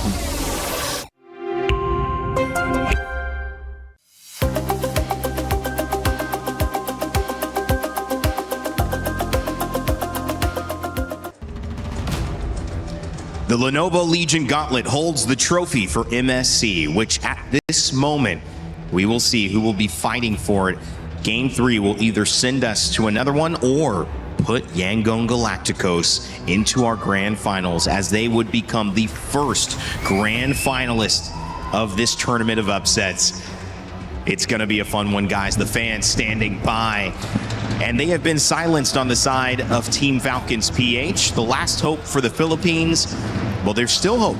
As long as there's one more game, you could keep pushing it. But it has to happen now, Brigitte and Renmar, as Super Marco, even himself, I wouldn't say he looks happy. And I think that's just maybe a bit of focus, but also maybe understanding the task at hand. If they are going to survive, they don't need to just win one. They need to win 3 games in a row against a team who is undefeated. It's hard to read Marco's emotions because he has been historically very stoic. Even his happiest moments, it looks like he was unhappy with it. No, but that's really just how Marco is, man. Yeah. But definitely, I'm pretty sure that's what's running through Falcons' minds right now. They drafted well in game number 2. They just, again, weren't able to execute it all the way until the end. There was one play that Brigitte showed earlier with the engagement onto, I believe it was Blink yet again, or Ying, when Ogwen dropped down the Wrath of Dryad that was around near the orange buff. They missed out on a key target to make sure that you get taunted, and that's the Eudora. That's the layers and levels that Yangon is playing right now. If their main conditions in team fights, whether it's a great source of crowd control or a great source of damage, if you can't take it down fast enough and if you can't focus it down, Yangon has a chance to turn the fight around. And I can't believe they're doing this with barely switching up the mid lane. Like, it's Right? still just so 3 picks for Kaize, for Yangon. And mind you, Falcons, I think they're trying to do the same, but it's not like they have the most stable of mid laners as their priority. The Selena has been an on and off pick, which is very, again, difficult to play from behind with. So maybe, or might we see a change here for Falcons now that they're in this position? We'll find out. It's been fantastic drafting from YG. And sometimes in a fight, we talk about this almost as a heavyweight matchup. 2 teams, 1 blow received. You want to respond, but if you get dazed, what does anyone tell a fighter? Keep going. Try to get them out. Try to end the fight there. And that's what YG have a chance to do. There is all this discussion, but at the end of the day, 2-0 down, you have to believe that Falcons are feeling it. But what can they do with it here? YG, they still hold the perfect record. If they do it here and they go to the grand finals, they will be the first team in MLBB international history to reach the grand finals with a 100% win rate. Wow. That's crazy. I think the boss just went and looked that up for us. Thanks again, Maui. Barat's Eudora Fanny band. The Eudora band from Falcons saying we're taking at least one of your cryo picks away in mid. What needs to change here, Brig? I mean, you're not convinced. It's hard to be convinced. It's an uphill battle, but what?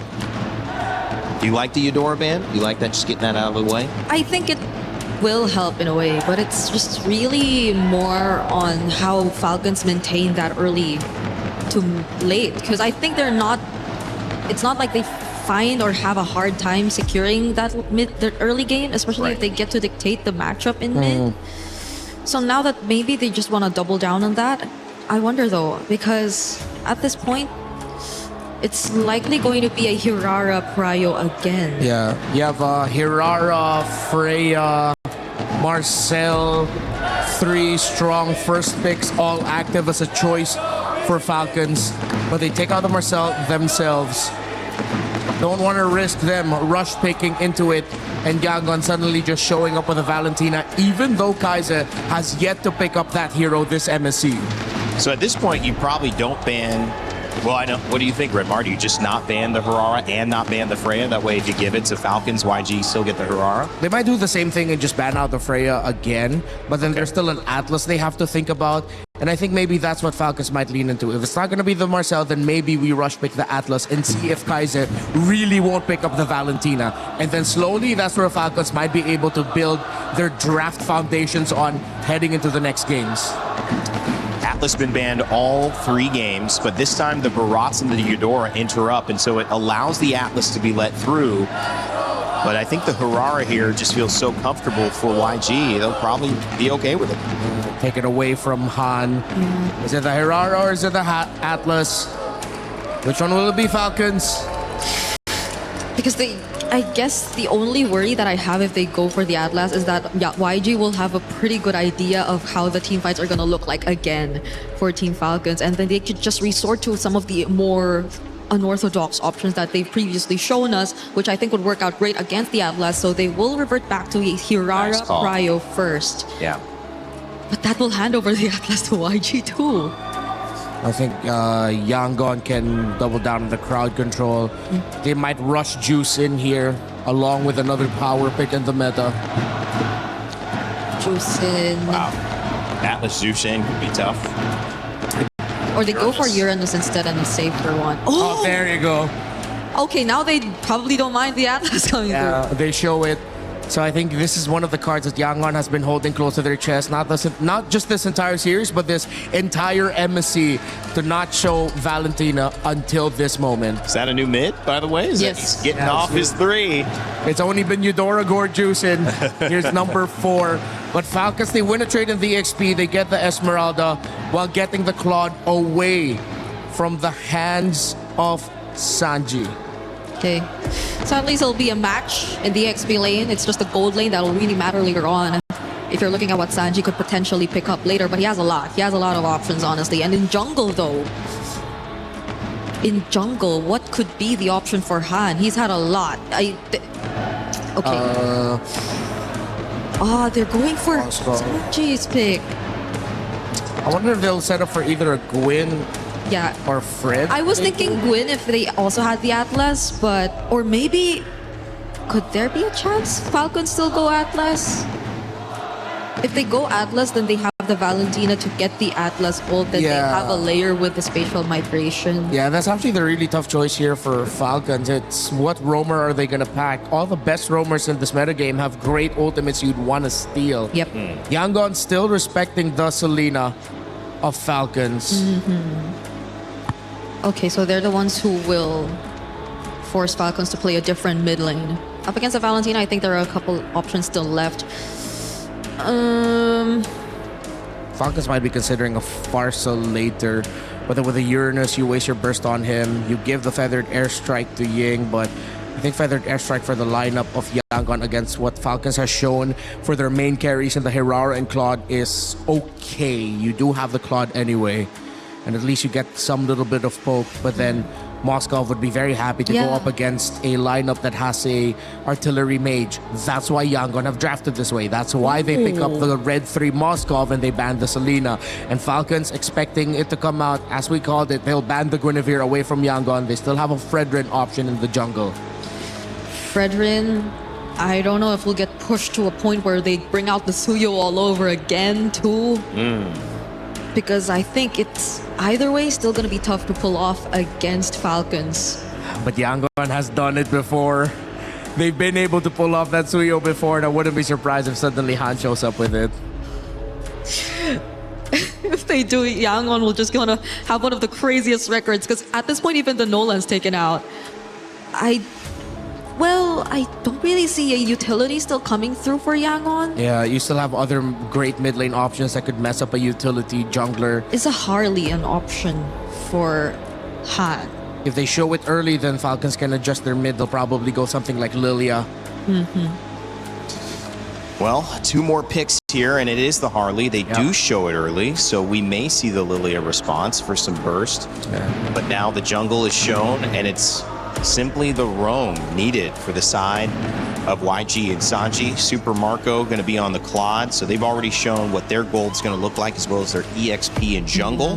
They're looking for their roam and their mid, but the Selena ban is going to force Haji to play something different this time around, but could be a good thing, guys. He's lost twice on Selena. Maybe this is just a good change of pace. If it's not going to be the Farsa or the Even, they'll probably go like Lilia Cho or Lilia Gotcha Yeah. to close it out. But then you're still waiting for the roam pick for Yangon. Trying to think of roam trades. At least anyone who could just body block. Yeah. There's just so much you have to body block here from Yangon's lineup, honestly. Okay.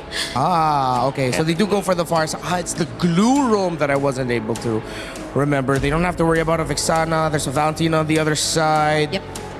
Well, Yangon can just go something stable in the roam. Tanky, dive. Still, they can still grab the Atlas if they want it. Yeah, Atlas still open. The Gatot still there too, I think, into the Farsa. Yeah. Will also be a great option for them. If Yangon really just want to end it and go fast, I think they'll be brave enough to go like Kali Valentina in the center. Or maybe even a Hilda. But that's really only if they're super confident with it. They need a little bit more hard AoE crowd control up in the front. But no, they go for the You Carmilla, said their that pick. earlier in the first game, but it didn't show up. That's their pick. Okay, so this is why we say they can just really afford to save Rome for last, because they have all It's these insane. options. Oh, I haven't seen this happen before. I mean, Renmar, this is the deepest roam pool we've seen for sure on display. Yangon Galacticos, it looks really good. It's looking very 3-0-able, but not to completely discount Falcons. Yep.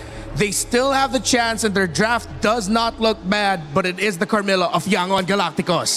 It is the last hope for the Philippines in Team Falcons. There are club championship points on the line for Falcons, who are back-to-back champions, but it is Yangon Galacticos who are playing out of this galaxy right now and have a chance to become the first team to ever go undefeated into a grand finals with a 100% win rate at an international event. Let's send it back over to our casters, Leo and Trex, for Game 3. For possibly the last time in this best of 5 in the semis, it's Leo and Trex at your service, bringing you the action between Falcons and Yangon Galacticos with an out-of-this-world performance and a signature Carmilla to close off the draft. We've fallen into a whole new dimension at this point. YG showing dominant force 2-0. Match point. Knockout life.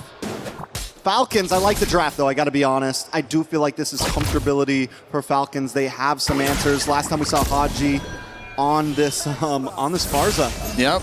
It was monstrous. And this is after 2 games of back-to-back Selenas coming up short. So this could be the turning point for Falcons. But that is just but a coin in the well, a hope, a dream to keep the series going. Looking at the emblems right now, so far, you can see that Flap wants just to hold down this lane. The Eternal Battle, as it's known for years past, to have a Uranus march up into an Esmeralda, just holding that dead lane. In the gold lane, though, it's Marco versus Sanji, but check it out. Foot's on the other shoe. It's the Claude and the Moscow switched up. And this time, Falcons, to secure that, they made sure they got the Claude early on in first phase of draft. Up to the top side, though, a lot of damage does land down. And the Eternal Battle's over. Ying taking the first loss in that EXP lane. So, not to count your eggs before they hatch, but this is how Game 2 started as well. Early aggression from Falcons. Pick off here, pick off there, lane-to-lane winning. A Pixel Brush held by Yangon. They're going to jump Flap. They're going to pull up, jump out of the bush. Deadly Magic does land, but it's not a damage to take out Flap. Oh, Ogwen looking to put stacks on. No mount just yet. The grab has not been unlocked. A full XP bar away from the ult. Turtle spawned. Falcons, heavy presence. Big damage on Ying. Once again, it's another kill on Ying. Falcons starting things off clean. YG have no way to answer. The Valentina on Yangon's side will definitely be key here. Kaiser has to play out of his mind to help secure the sweep. And their strike. Falcons just not giving it up. Haji will go down, but at the price of Han, it's a good trade. Blink now, taking Ogwen for a ride, but Kyle wants to take the purple. They decide to back off. No, play the brush. Come back in. Kai's and Blink just want to try to save it, keep it for themselves. Kyle's not going to want to give it up, but he doesn't have the retry. Still able to secure it. Still able to take it out of YG's palms. Prox and picks are enough to commit Grand Theft Purple. Falcons up almost 2,000 gold. And I hate to say it, but I hope all the Filipino fans and Falcons fans hold their breath because this is how Game 2 started off as well. A strong Falcons presence. They are here, and they're jumping in mid. Oh, nice feathered airstrike once again lands on a Kai's. Kai's taken down low. Flap wants to try to finish things off. Flap wants to try to take out Kai's. Flap wants to get the kill, and he finally secures it. Kai's goes down. Blink next on the list. The names have been written, and Flap is writing checks. That wall was just a little too thick. If maybe an inch to the left, an inch to the right, he would have gone through. But the falling Star Moon came up short, and that's what led to another kill. The Falcons now up 2,000 gold.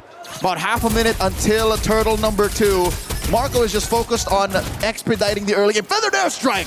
Sanji cornered up against the wall. He's been here before, though, and he's going to survive once again.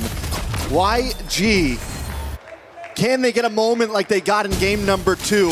Falcons, I think they learn from their mistakes, hopefully. You get the big goal lead, and once you start to get to that 8-minute mark, 7-minute, you slow down a little bit. You keep your 3K, you wait for Lord. That moment, again, thrown back to game number 2 will come when the Yangon Yam begins.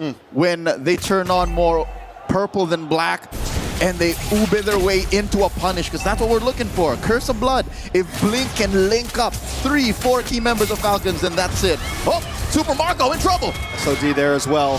He does commit. Super Marco. With the quick bob and weave. Super Marco tries to hand, but he counters it. Marco!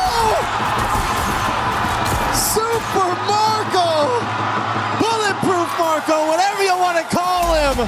2 go down to the side of YG. Pulls out dual pistols from his nether regions and catches 2. Han and Sanji falls, given there was some backup from Falcons.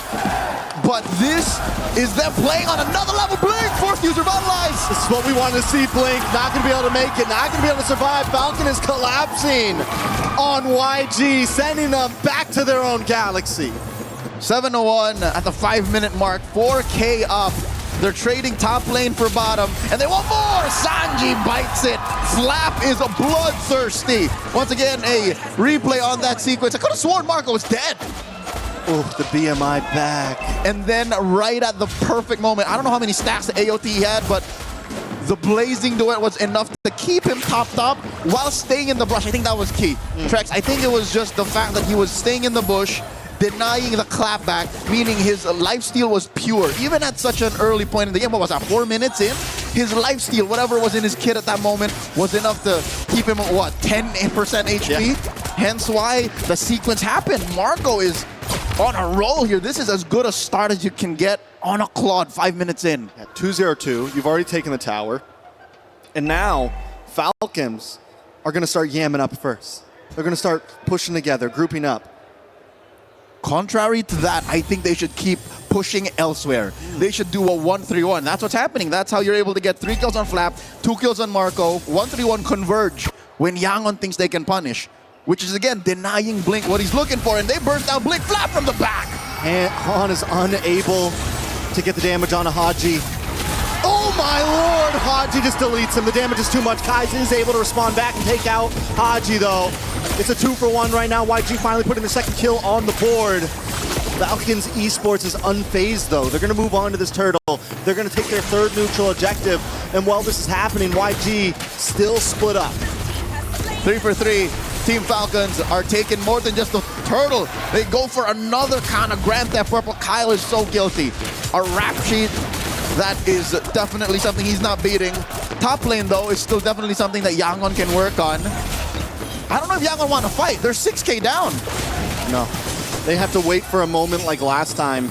And the problem is they have Han, right, who's playing more off map, so they don't also have...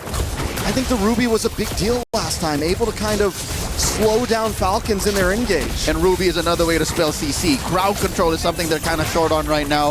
The only real way that they can find someone is off of the Spear of Misery, off of a Circle of Blood, and maybe off of Kai's stolen ults. But that aside, all Yangon are playing with are great mechanics, amazing macro, and a hope that Falcons clump up. Mid lane's gonna fall, bottom lane already lost their tier 2.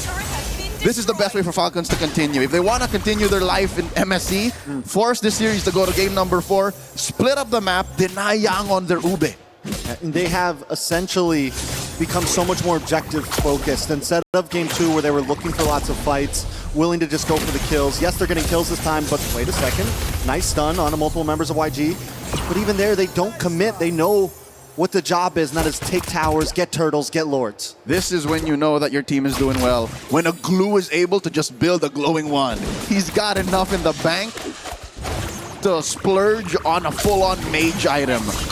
Even Flap and Ogwin alone are able to threaten the likes of Ying and Blink, forcing battle spells out. Purple denied once again. I want to say that's 3 purples now that have been stolen from the side of YG. Ogwin is forced to jump off with a grab. Han gets a deadly magic off, but every time Han lands a deadly magic onto someone, he can't fully commit. He can't get all the damage out there. Sanji just built his golden staff there. A whopping 2,000 gold between the Claude and the Moskov. Nary a shadow of Yangon Galacticos should be seen near the Lord pit here as Falcons score a major objective for free, uncontested. I'll tell you now, even after Flap and Ogwin, even Super Marco's basic attacks are going to start to hurt even the front line of YG. Doesn't even need to pull out the Blazing Duet, just a pew, pew, should be enough. Won't feel like a block, block. Not to mention another 2,000 gold between Han and Kyle, right? It's a full item. A full item. Nice falling Star Moon does land on a blink. Falcons looking to try to finish things off. Han tries to respond with the deadly magic onto Haji, but it's just not enough once again to take anyone out. Holy Defense has been busted. Oh, but Sanji is playing where the mouse is. The cat is absent, and right now Falcons are your big tigers. Lions in the jungle. Sanji throws on an SOD, Flap blocks it. Okay, Han's there to help out. Sanji should be able to get back to base safely, and with 2 members of Falcons hoarding down onto this top lane. Oh, they deny Han! They will be able to wait a second, Han! Trying to get the damage onto Kyle. The iframe save him, wait! You can iframe out of the deadly magic damage? No, what he did was iframe out, Flap with a punish! The Filipino cannon firing off on all cylinders. They lose bottom lane inhibitor, and the fight continues. Blink with the COP!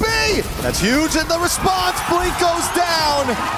He tries the saving grace play, but it's just not enough. Herbert, to answer your question, what he did was iframe, spell vamp into surviving the pop on the deadly magic. So yeah, that was mechanics on mechanics. I could have sworn Han was going to win, but Kyle, I guess, had his combo off of cooldown right when he needed it.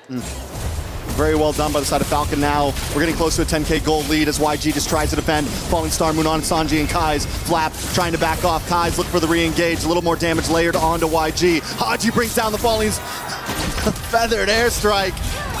Oh! Again, Marco has the Blazing Duet off cooldown. That's what that green little dot signifies. Just a pew, pew was enough. Falcons are not giving up. They're not playing the patient game at all. They're going to keep on bringing these waves in. Conceal play. Kyle dives past the wall. Blink brought down to about 10%. Finally taken out. Kyle gets the kill. And they're going to move on to the top side now as YG watches helplessly as their inhibitors fall and Falcon breach. 10,000 is the lead. The gap between these two, economically speaking. Folks, the fact that Falcons are winning and nary a shade of Yangon clapping back, why this is so impressive is the fact that Yangon are undefeated. In comes Ogwin! Right into the backside. Feathered airstrike flicker. Sanji goes down. Blink is already out. He comes back onto the map. Brings out a feathered airstrike of their own with the IMU. YG still trying to defend. One inhibitor standing between them and the Falcons. Flap decides to back off. It's 3 seconds on Lord. Falcons know the next job. Another purple denied away from Han. And no one falls. 0 casualties from Falcons in that push for that top lane inhibitor. Almost taken mid as well. The problem with what Kaiser was doing there was, yes, it was the right thing to do to take the feathered airstrike and to clear the waves. But you're not dealing with the heroes. He has to make a hard decision. Do I blast Falcons and punish them for staying in a little too long, or clear the waves? And that's what Kaiser was dealing with. He had double jeopardy on him. If I don't kill them, then I would have wasted it. So he was just focusing that stolen feather strike on the minion waves. Yangon Galacticos have a grocery list of things to do even before they can contest the Lord. Hell, even get out of their own base. Falcons now playing it patient. Wait for a Lord. Can they end it here? Does YG have what it takes to defend this, Leo? Sanji 0-3-0, who's their big shredder.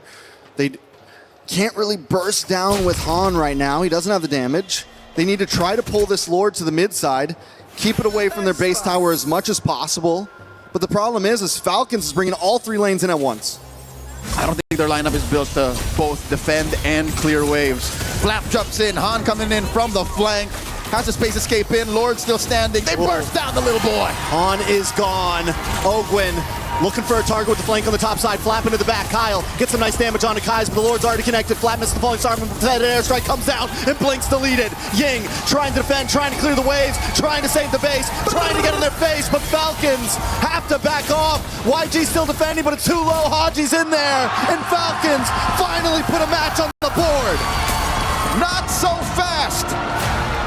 As Yangon Galacticos suffers their first loss in all of MSC 2026. Apparently, even aliens can bleed. Falcons force a game number 4, 2-1. It's time to regroup for YG. Falcons found the answer, and it all started in the draft. But in gameplay as well, they knew when to hit the gas, when to hit the brakes, when to switch lanes. Very clean from them to put one on the map, and now it feels like anything's possible. Yangon losing, Carmilla on Blink, failing them. The Yangon Yam, the Burmese Ube, being denied that anything is possible. Again, this is MSC 2026. A quick look again at the highlights. It started in the early turtle up top, again denying that. Bearing down on Sanji, even baiting Han and denying him certain plays. And again, when you're playing on a team that has been together for almost 2,000 days, count how many years that's been. That's a majority of what Falcons have been working with. 2,000? Almost 2,000 days. We started to count in season 17. Almost 2,000 days they've been a team. 7 years? 6.5 years. 1,000 and something. Oh, 1,000. 3.5 years. This is the kind of reset you're capable of. And Yangon are now in an unprecedented position, Trex. They're coming from momentum taken away from them. They've never felt this way in MSC, not in Paris. This is very true. Yangon has not faced defeat yet. They haven't been pushed into a corner. Can they recover? We saw Falcon recover. Let's see if YG can do the same thing. And let's see what our panel has to say about it. How we doing over there, guys? Well, it won't be international history with that stat. 100% win rate gone as Team Falcons PH come alive. And the Filipinos' last hope continues to bring just a chance at something special. Still 2 more games, must win back-to-back. But it does bring a lot more energy into the Lenovo Legion Gauntlet. Brigitte Brynmar, what a game. I know you've got some stuff queued up, but Brig, reactions, finally, they get the win off their chest and they can breathe at least a little sigh of relief. Yeah, I feel like everyone supporting Team Falcons here in the Lenovo Legion Gauntlet can afford to breathe just a little bit, because that was a very dominant way to get back in the series. You know, they started off strong and they clearly shut down the XP lane multiple times. I think that was a huge difference maker, at least for the series. The fact that Ying wasn't able to do anything as much as he did in the first 2 games, and the switch up in mid, you see and feel the tempo change. Yeah, with the Falcons getting the Esmeralda, and of course at the center having that glue roam. We thought about Yangon and respected their deep bag of hero pools. Well, Ogwin, this wasn't the first time that he was able to show off a glue roam, but it was huge impact.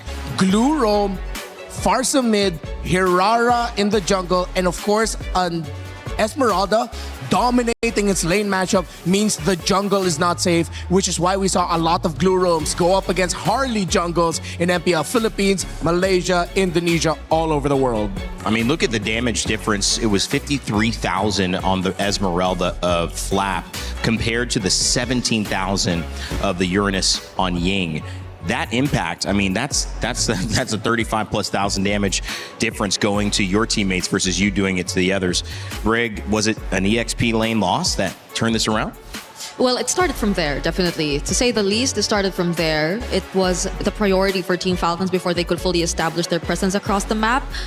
and they've just kept the pressure going from that point onwards. I think that was very crucial because it again was something they eventually let go of in the previous games where when we saw them actually get the lead. But this is a different story. Their lineup was built to actually sustain that dominance that they've been able to secure in the first few minutes of the game. And YG's lineup was not built to delay the game. They could barely actually go for the defense. They could barely prolong it to a point where Sanji could actually make the plays, though he desperately tried. I think you could also witness through the last sequence how desperately Sanji tried to go for the defense. But again, the farming, the gold, it wasn't just there yet. Yeah, it was too in the favor of Philippines as the drum sounds and the fans chant back, excuse me, mix both of those up. New word, chants, who knows?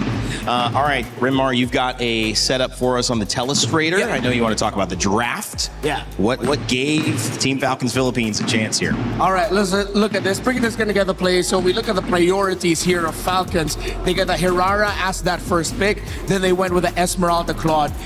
The Esmeralda was the easiest Esmeralda pickup you could go for in the world, as Yangon Galacticos showed up a Uranus and a Valentina early on. This Valentina, looking back at it now, partly I could see why Yangon don't pick it as often and why their priorities revolve around the Eudora that was banned out really well by Falcons. That's where they decided to focus towards. They didn't care about the presence of the Juicin potentially showing up early on. They baited Yangon into picking up that Valentina, as Yangon was thinking Atlas is going to be the main play here. So we pick up the Valentina to turn off the Atlas pickup from Falcons, meaning that Falcons ended up walking away with the Glue, Farsa, and the Hirara that can all set up tempo, so they know that the Esmeralda's winning EXP, meaning that the Harley is gonna be the sad one in the lineup for Yangon Galacticos. We put a lot of respect on this Carmilla, but if you look at the lineup, and I failed to mention this earlier, this Carmilla really just answers one pick on the side of Falcons, and that's potentially the Glue. Everyone else doesn't care about that Curse of Blood. They'll be able to get out of the AoE really quickly. They're mobile, high dive. Carmilla doesn't like going up against that. They want that honest front to back. Falcons can either go front to back with their team fight or just surprise dive through the Claude. One last before we pass it on over to Brigida.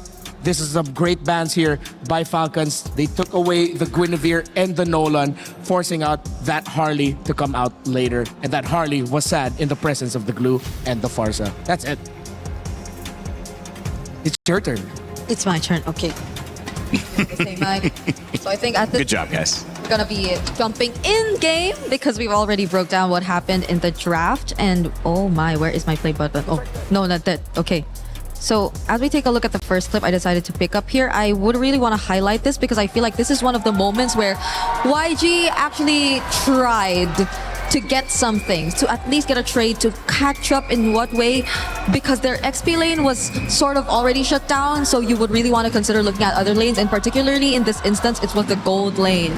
But you take a look at how Super Marco just managed this play as a whole, and it did not look like it was something that eventually YG could really capitalize on. Just look at the micro and decisions that came from it. But I feel like what really hurt them the most in this particular scenario was the fact that there was a bit of a delay in terms of the SOD coming in. Han had to try to go for the finish of Super Marco all by himself, which I understand in a way was sort of them trying to preserve the SOD in case they needed to use it later on. But at this point, if they were really trying to go for as much as they can in this scenario where they're really literally playing from behind, then they must have at least secured or tried to really go for the kill, because you see how punishing it eventually turned into from this point onwards when Ogun was able to catch up and Super Marco was able to respond. Yeah, that was the most important turtle buff of all time, by the way, saving Super Marco like that. Yep, it helped a lot. He just had a lot more, I feel like, confidence to just stay in the fight and eventually clear the lane. And now as we take a look at this next play, you see how maybe the plan kind of shifted a bit. They initially really wanted to go for Super Marco, but they failed. The second time around, they tried to consider Haji. But you take a look at how Han positioned, you would think it was ideal. Blink, though, suffering a huge amount of burst damage, even though Kaiser was there to help Han actually try to go for the pickoff. This is very this resembles so much of what Onyx did yesterday. Basically, it's those fast reaction times, and despite you really wanting to go for a specific target, it just does not come out easily, or just does not go the way that you want. Haji with the flicker was able to survive that, and Han, look at that. They really wanted to go for it this time. He stayed and went back, space escape, even at the expense of his own life. And even if he did get Haji though, I don't think this was as rewarding for Yangon anymore because they weren't really able to convert it into much. At this point, they also lost out on 2 outer top turrets, both in top and bot. So you see how desperate the attempts were starting to become for YG. This is very uncharacteristic of them. And you take a look at this last sequence. I think this is really what kind of shut down the entirety of what YG, or the potential comeback angles from YG once again, because Blink had no choice. He had to be up front together with Ying, but the damage could no longer be sustained. And even if he did try to go for the Curse of Blood, I don't think it was captured here in this clip. Falcons could just easily scramble away from it and re-engage. That is one of the strengths of their lineup. They just have such high mobility. They could reposition as much as they want, and Yangon did not want to play against a lineup who could just easily reposition like that. They had to have them in a particular area. They had to have them under control. Even with Kaiser stealing away the fettered airstrike, they could not use the combo. They could not find the hero synergies between the Carmilla and whoever they wanted to use as supplementary damage in their lineup, especially as Sanji really failed to get the necessary farm. And I think that's where we saw Yangon for the first time in this tournament really struggle in terms of executing their lineup. It also felt like they were just calling a bluff, and they said, fine, call it, we're not bluffing. And that was really the Valentina early to dissuade the Atlas because of the early bans, because he wasn't prioritized, because Falcons said, we're not going to ban him. And then eventually it ended up being Yangon Galacticos that said, we're not banning Atlas either. And then it never came. And then that made the Valentina a little bit less effective for them in this lineup. They were hoping that Fatal Links would show up and be on both sides. Yeah, and if people are wondering how come they then didn't pick up the Atlas there in the end, it's because you're up against a glue. Tempo breaking has been a common theme with the picks here. Game number 1 with that Badang.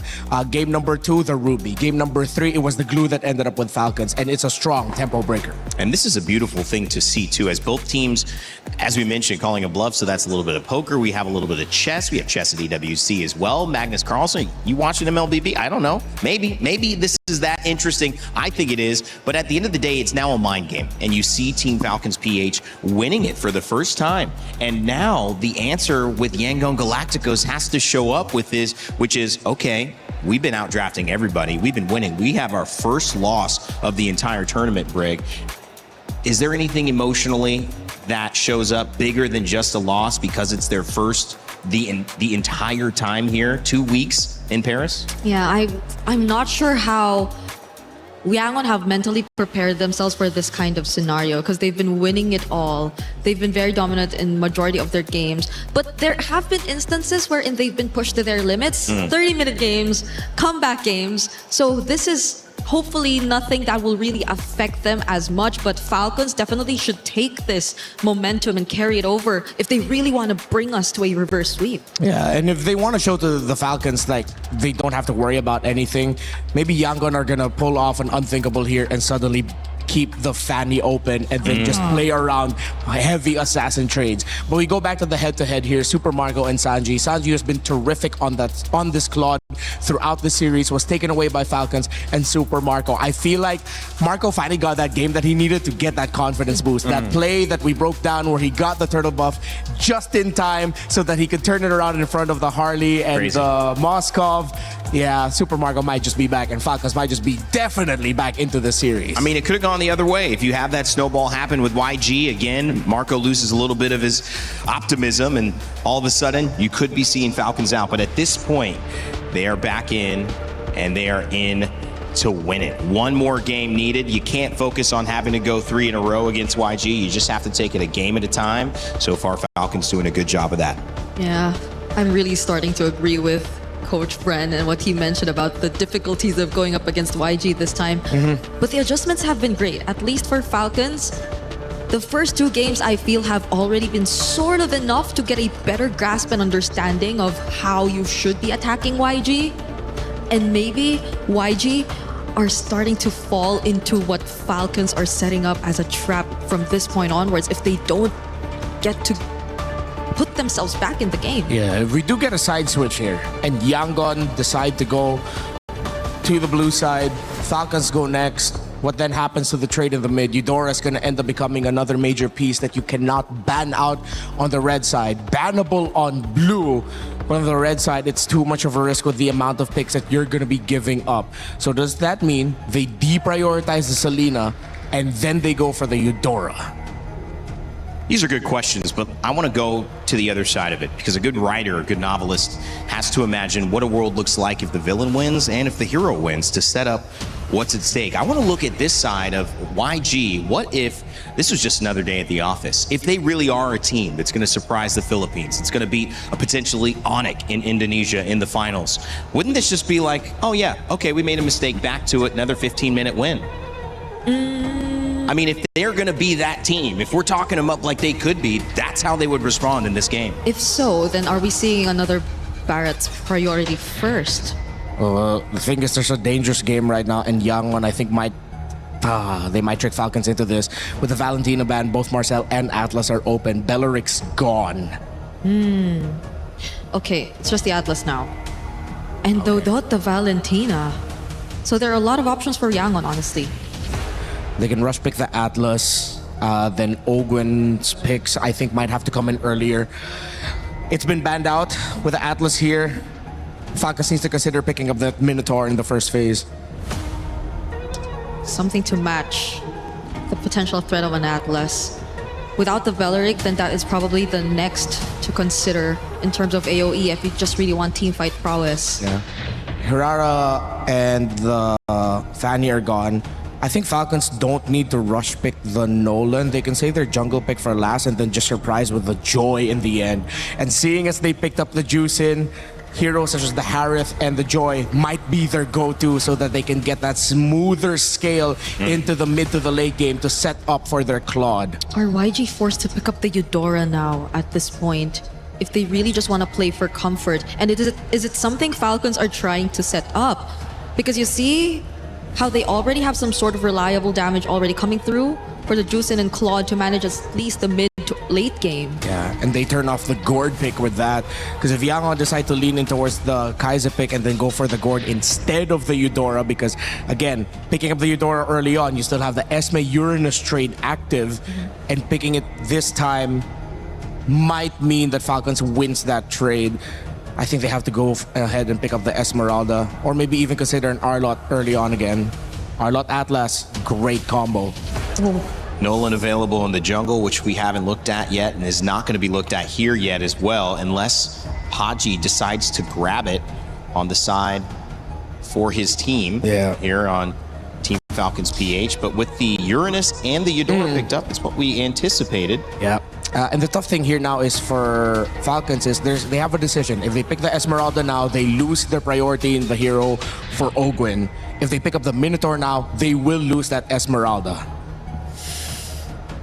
What do they want to secure at this point, Falcons? They're put in the spot here by YG, who I feel like despite a not so great showing earlier with the Uranus, this is still something YG are willingly playing into. At least they save their carries. At least they can adjust their most important roles here in this matchup. So now they're playing for Roam and Jungle. I think they still have to keep that Nolan Joy option open. Yangon has a lot to ban out. They'll have to ban out their choice of one jungle pick and then one roam pick. They can't ban out both roles because that will open up the board even more for Falcons. They have the Minotaur available for them. They can still pack the glue, but it's Falcons with a surprise ban. They themselves ban out the Nolan, and that is gonna take Yangon by surprise. Why is it so surprising? Because you're expecting that Falcons is going to be picking it up for themselves at a red 4 in high consideration. And now Yangon is forced to ban out utilities. Falcons might just be in the heads of Yangon right now because now you still have a Joy, Minotaur, and the Glue all open as choices for Falcons if they want to lean in towards that. They don't need to rush their roll pick right away. They can just close it out with a Galacticos if ever they see a jungle jungler on the side of Yangon that has a lot of dashes, and if it's obvious that they're going to be going for a mix of high dive and having one gold laner in the back line, playing it really safely, then you pick up the Galacticos to close out. Falcons just opened up a wealth of options for them with this Nolan ban, forcing out an Akai surprise ban by Yangon. But at least for Yangon, hopefully they might have a potential Guinevere. Oh, never mind. Nope. Never mind. Man down again. Okay, that would have worked real great for Yangon, but even that is now taken out of the options. So we're left with only so little for Han in the jungle. Might just be his Suyo. It's just not a lot for anybody. Yeah, it might just be either his Suyo or his Harley. Okay. And they ban out the Joy as expected. There's still utilities. Do they go back to old favorite and just pack it up with a Fredrin? Are they both looking at the Fredrin right now? Because it's honestly one of the few options that are left. At least currently, because I think Ling has fallen off. We don't really see him as a consideration anymore. The Yesun Shin. For Yangon might be an option. They can close it out with a YSS and a Moskov. That wouldn't be bad. Yeah, just maybe not for Falcons if they really want to keep it fast. Too greedy. So they need at least a jungle to balance it out. Fredrin is fun. Harley, if they want to, but they save it for last. As expected, they go blue into the Atlas. Oh.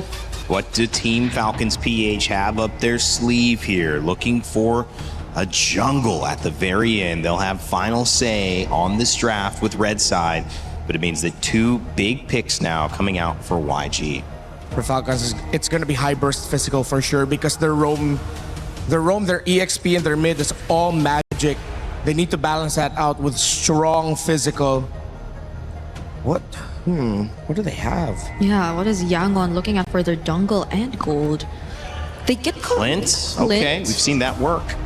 And the Suyo. I think you go Leomord. Do we run it back and you go Leomord or Fredrin? One of those two? Ooh. To combo it with the rest of the members, I think if they're going for rundown, Leomord is an option. But if they're playing around either Super Marco or even Haji, then maybe the Fredrin could just make room for that. Yeah. So it depends on the kind of approach they want. Yeah, the problem is if they go Fredrin, might be too slow.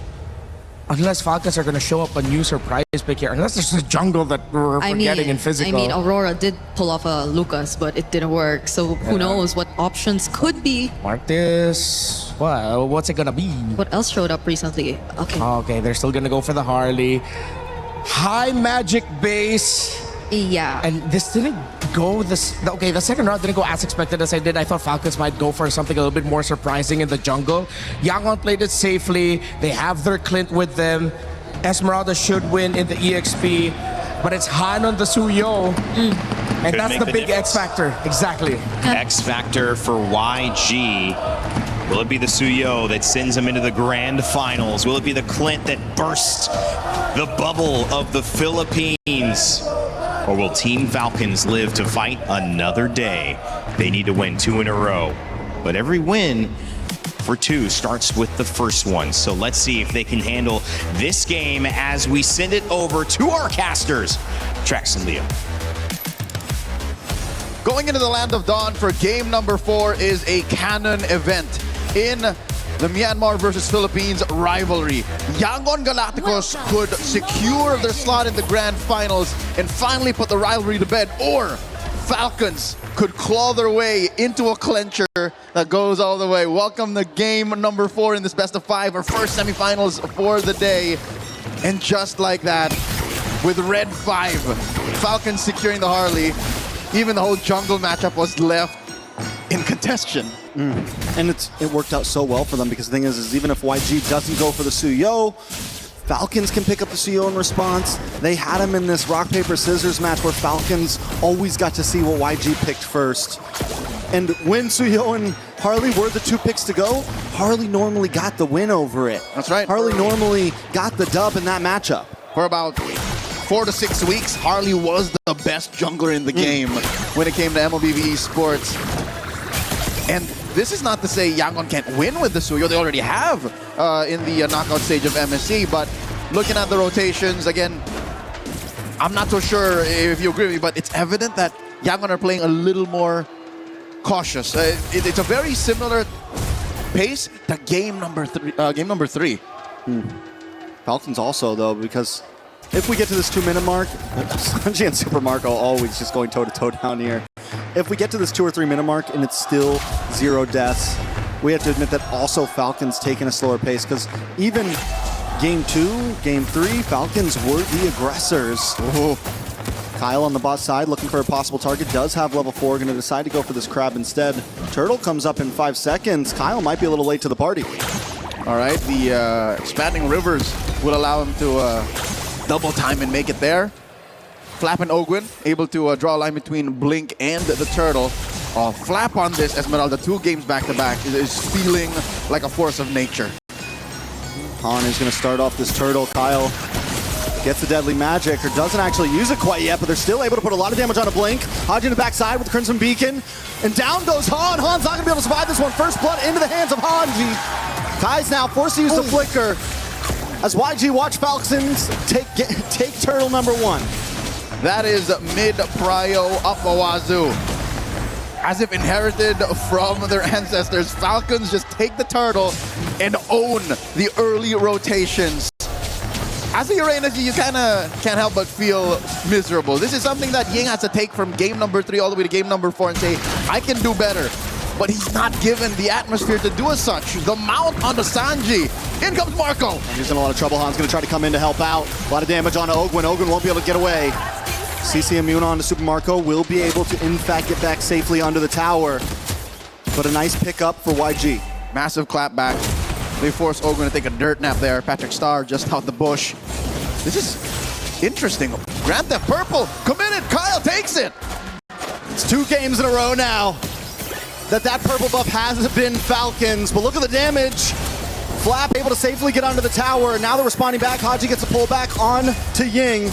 Ying should be okay. He doesn't have the consecration and opted for a flicker instead of the purify. So that's multiple ways that members of Yangon Galacticos could get ragdolled out of their formation. The Lantern Flare, the Crab Grab, and the Mount. This is how you break down the Burmese Ube. The Yangon Yam. So far, game 3, we saw none of it. And I think Falcons have figured it out. Again, it may have taken them 2 losses straight, but what else is left in the bag for Yangon? Like, that's the question. They're in the driver's seat. Falcons are forcing Yangon to respond. I mean, I think it's definitely when you have something like, wait a second, Blink does get vision on a Kyle. Falcons repeatedly for multiple games have some 4 members down to the gold lane in faith of Flap. Oh my top Lord. side, look at the damage onto Sanji. Black Magic may be able to finish him off. No, he gets the health back just in time. Haji, though, doesn't want to let it end like that. Falcons finally decide to opt back Super Marco. Is he going to let him recall? Ooh, the BMI. Coming in! The dive under the tower. Sanji, though, still standing, still alive. Gets grabbed, mounted, and thrown into the ground. That was a long-term exchange as Flap tries to use a damage reduction into the base, and the turret will not save him. Flap falls, Han scores. The punches are finally flying. Han won't be able to get away from this. Has a sliver of health, actually does safely. Falcon under the tower, only loose Flap. Turtle's up, though. That's a technical knockout, unless Han will tread the needle. He's gonna live on the edge. That is a flare on a Ying. In comes Blink. Blink looking for the grab, doesn't use the Fatal Links. Kyle goes down, Ogwin taking a lot of damage, Kai's is there. Eudora finally starting to put out some damage, but the thing is it's not constant damage. It's not like the Jushin.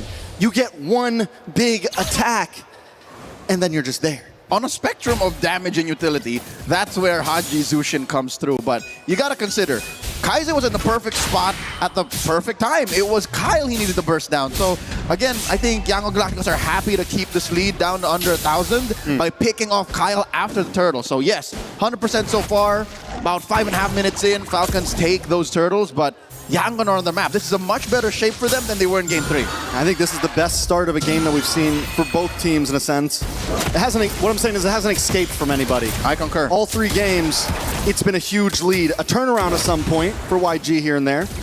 But overall, this is the first time we've been 6 minutes in and we're under a 2,000 gold It lead. still feels like a tug of war. And the flag has not swung either way. Crimson Flare on the 1. Deadly Magics! Blink Blink, not gonna be able to get away from this. Sanji just trying to defend, but the Blazing Duet comes in and he stopped in his track. Han shows up in the nick of time.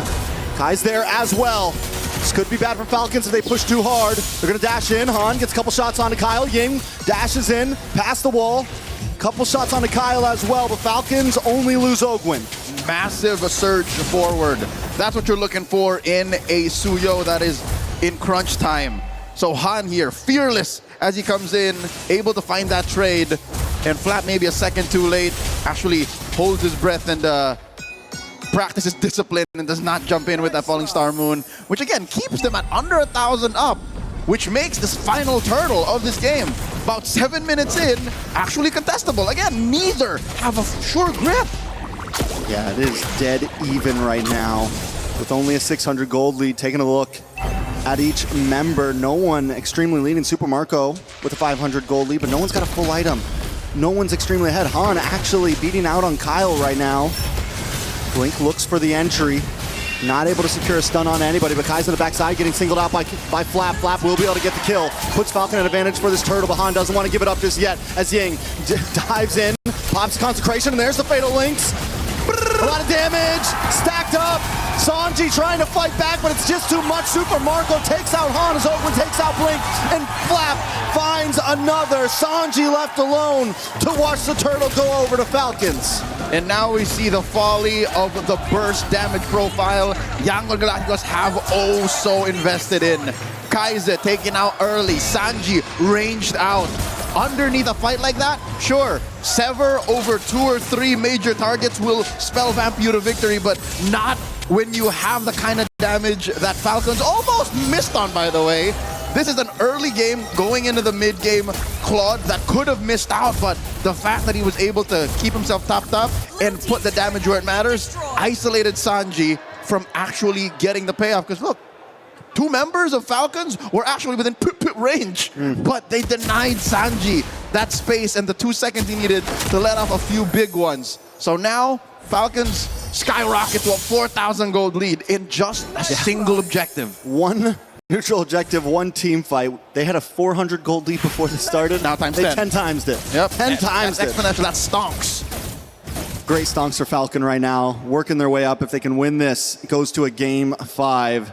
YG being pushed to the limits. And Esports looking to dive in. Consecration pops from Ying once again, and they keep forcing that out as Super Marco hones in onto these off lanes. 5,000 up. Falcons is at 9 minutes. And I can tell you now that Glue and that Esmeralda are the bane of their existence. Just the fact that these two are so good at splitting up your lineup does so much for them. The knock-up and the takedown, Blink falls! And Flap is relentless, continues to push him, but look at the damage in response. Sanji able to chip him down, but they've already lost Blink, so there's no being engaged. Han tries to get a couple shots off, but Super Marco under the tower, in the base, in enemy territory. Locks on and finds his target, and Kai's will be next to fall. Pulled back is Ying. This is the Falcons we wanted to see. Surgical precision. Every action calculated to find its most ideal output. 10 minutes in, and they've taken mid lane tier 2. Top lane tier 2 has fallen as well. Yangon holding onto that tier 1 down bottom. That's also where the Lord spawns. I don't think they're in any shape to contest. 7,000 up, that's a whole nother tax bracket. Yeah, and Han just keeps getting shredded every time he tries to dive in. There was no answer. Every time a setup looks good for YG, Falcons have the counterplay. And now Falcons are just going to relish in the fact that Yangon are going to think twice about leaving their base. One more look at this engagement. Oh my god, it was Flap zoning out 3 alone. After maybe a hit or 2 off of that turret, and then Marco finishes what Flap started. Monsters. They're in a state of flow. They're in a state of flow. Flow state, one would say. Falcons right now are in a whole nother level. It seems like they're birds out of this world. A new species was discovered 4 games into this best of 5. Lord marching through mid. A pensive state is the other half of our stadium here, as suddenly the table has turned. Now it's Yangon who are struggling to find an answer through, I mean, you can find it through a massive Fatal Links, but not while the Lord is knocking on your base like this. Blink's looking for it, but Hasn't been able to catch it. Goes in. Three-man. Pulls him in. Ogwin flickers back, but Blink goes down. Super Marco's untouched. He's unscathed. And YG just can't find a member of Falcon to take down. Flap with a falling Star Moon into the tower. Trying to open up space. Kyle there as well. Ying and Han looking for an engage that never existed. And in comes Super Marco under the base once again with the blazing duet. He might not take a member, but the inhibitor drops and Falcons are looking for more. Even Ying has to retreat underneath all the lead Marco's throwing out. And even Sanji's bullets don't hurt as much as he'd hoped to. Falcons are now up about 11,000 gold, denying even orange buffs at small camps away from Han. He's starving, just built up his Queen's Wings, which is, again, something he needs. He needs maybe a second or two more underneath all that. But being 2,000 behind a little magical boy, such as Kyle's Harley, a minute before the Lord, might be a replay of game number 3, I'll tell you now. It's definitely looking rough for YG. The goal on that first Lord when you're behind like this is to try to not lose any inhibitors, let alone 2. It's going to make the second push that much harder to defend. When you're behind this far, the goal is get to third Lord. Get to third Lord, get to the 16, 17 minute mark, and you're good. And again, throwing back to something that was evident at the 7-minute mark, the burst damage profile that Yangon are playing with is not ideal for what Falcons are bringing in. Splitting up your lineup, pushing in hard, lane after lane. Once Kaise has drawn through with the Thunder's Wrath, once Sanji is out of bullets, that's it. Yangon have to find a way to re-engage, but which they don't have, because Blink is very all in. So Falcons now just have to do this right. They just have to make a series of correct decisions. Time is on their side, and that will inevitably take us all the way. Falcons Esports, and they do play it patient. They're not trying to rush it. They know their lead. They know the amount of time they have.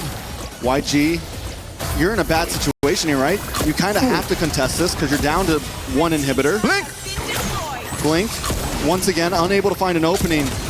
He goes in, grabs onto Flap, or Ogwin. Flap dives into the backside of Blazing Weapon. Marco once again able to lock on to 3. Blink goes down and Super Marco advances forward along with Flap and Haji. Sanji forced to use the flicker, but he's pulled back in right as he tries to escape. Falcon Esports might not even need the Lord. Team Falcons up by 2 men. 3 defenders, none of them built to clear waves. Chubby wave coming through top, mid lane will be cleared here as the Ying gets taken down. They gotta clear the waves. There's one more to do. It's Han and Kai's against Falcon Esports. A wave on the top side as well. Falcons lock on, base at 50%. Han taken out. Han still up and finally falls, and that'll be it. Falcon Esports will take us to game number 5. With a rivalry as storied as Myanmar versus the Philippines, there's no way neither of them was gonna let this end. Not in a sweep, not even short of 5 games. Team Falcons force us to go all the way.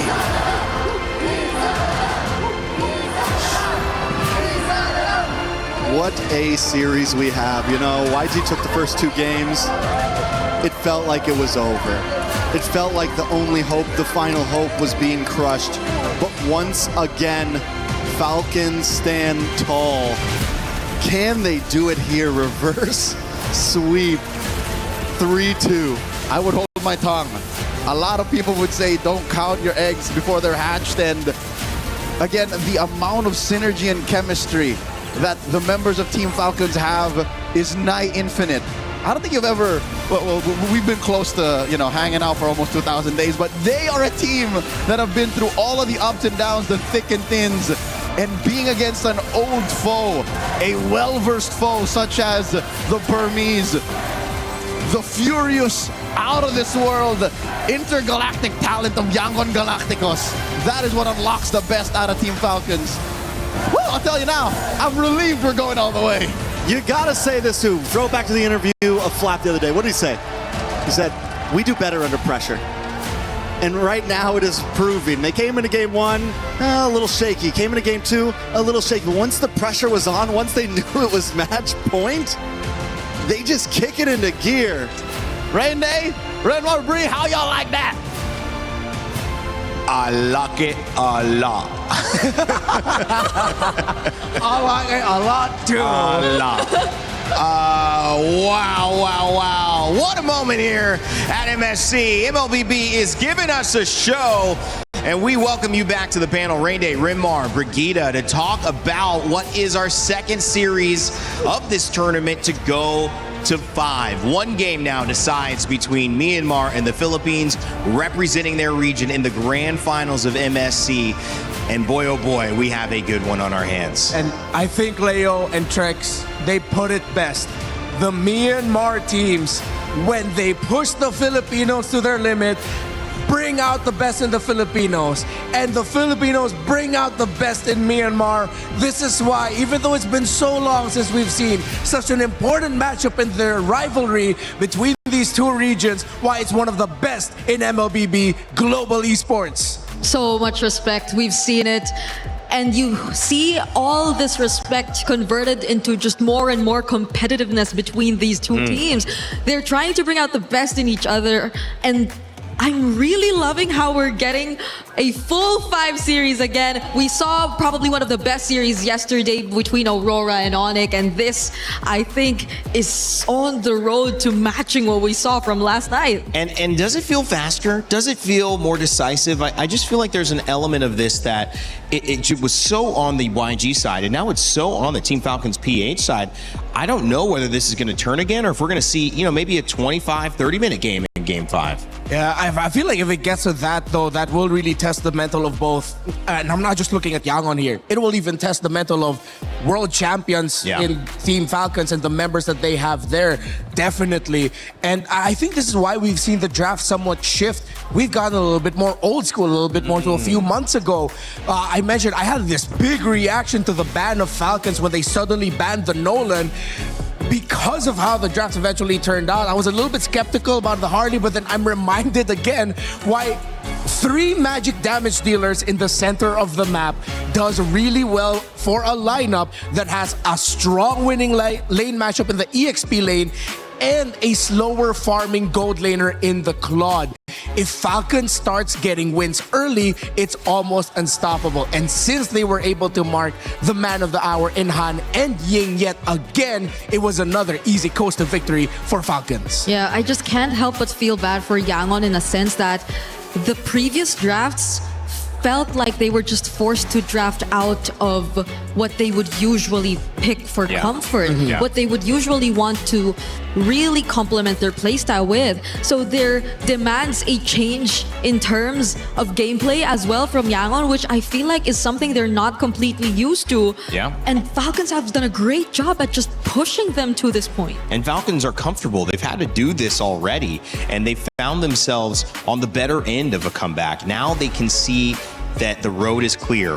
One win. It comes down to one single game, one draft to get the edge, and they've done it 2 times in a row. Yangon now have to figure out a way to get Ying back to the Ying we know, the 20-plus KDA. That's gone down quite a bit. He's taken many deaths here in these last 2 games and hasn't found that dominance that we were expecting to see from him throughout this entire series in the last 2, Rinmar. And what I like about these last 2 days of knockouts that we've had, today and yesterday, all the teams that have had glowing records that look unstoppable heading to knockouts are the ones who are taken down a peg. And we are on the way to once again becoming one of the most unexpected MSCs. We still don't know. We still can't tell. Yes, Falcons has led the charge here, but Yangon was up 2-0. I'm not discounting the possibility that Yangon might just shock Falcons and the world by winning this game number 5. But then Falcons also seems like they've unlocked something, and I think you saw something. I think I could no longer define what an upset is anymore in this MSC because I don't know It's who all is an the upset. underdog It's the anymore. MSC of upsets. But yes, I think we saw a lot. I think we saw a lot, especially in that game, with regards to maybe something that could tell us more about the mental that has been going for Yangon already. I think I can hold my mic for this one, no? You sure? But, yeah. All right, let me This know if is, you need wow, look at this. All right, let me know if you need my help. I'm just gonna chill out here. She holds her own mic, Yeah, Rinmar. I'm gonna watch some really good analysis. Let's go, Brittany. I got this. hey. Chill out, man. But I think what we were mentioning about mental is something that we could probably highlight here in this first clip that we decided to get, because as I mentioned by Renmar here, there was a clear overcommit. There was an overchase that was tried against Ogwen. Understandably so, there was a re-engage from Blink, so I feel like there was enough reason for them, I think in their opinion, to actually still go for it nonetheless. But Ogwen too had a flicker of his own, and it was very clear that Falcons were already on the way to also fighting back against Yangon in this scenario, which I feel like you really have to respect, because there are multiple damage sources, magic damage sources across the board, and I feel like this is what will allow them to cross the early to mid stages of the game. The overwhelming amount of magic damage that could just really thrive when it comes to team fights, when it comes to just singling out particular targets. And Yangon, I feel, were very surprised with the way that Falcons decided to play this game. If we take a look at the next clip as well, I believe this is a moment wherein we sort of saw that Yangon, failing the first initial attempt, just resorted to maybe looking for trades across the map. And I understand that at this point, this is what they could really afford to do. But if you take a look at this, it wasn't a clear trade whatsoever. They were able to take out Flap on the other side, but at the same time, this was a technical knockout, as mentioned by our casters earlier, because the fact that they were already able to also fight back and push Han to a very low HP resulted in them not being confident enough to go for this turtle engage. And that is what made room for Falcons to eventually still get advantage of this, because again, as much as Yangon just wanted to go for the mirror, it was on a side that technically would favor them, but Falcons were still able to get advantage or take advantage of, just because they weren't able to commit it all throughout. Han, again, being very low, did not result in anything that eventually could be converted here for Yangon. And we take a look at one of the last and more important plays here in this game. I barely wanted to take out a lot of clips here, mainly because it just felt like a series of failed attempts from Blink on the Atlas and desperately wanting to find setups that could potentially turn into something for YG. And this is probably one of them, but probably one of the most expensive ones as well, because it converted into an objective. They completely lost out on map control after this moment onwards. And if we just take a look at it all over again, it's not like they had the right amount of information. Flap singling out a member already, I feel, puts you at a disadvantage to still commit to the team fight, to a setup against multiple members who at this point were just mostly the frontliners you could really reach for. So that resulted in a lack of damage already in itself and just putting your teammates in more danger. But understandably so, there was very little that Yangon could play around it, given the lineup, given the conditions of their lineup. And so the draft that we are about to see in this next game, I feel, is really going to be crucial if they really want to get back in Team Falcons. You've given Claw, great points by the way, Brig, and great handling that without a microphone. She did it. That was not easy. We had to pick up some notes. We did have to.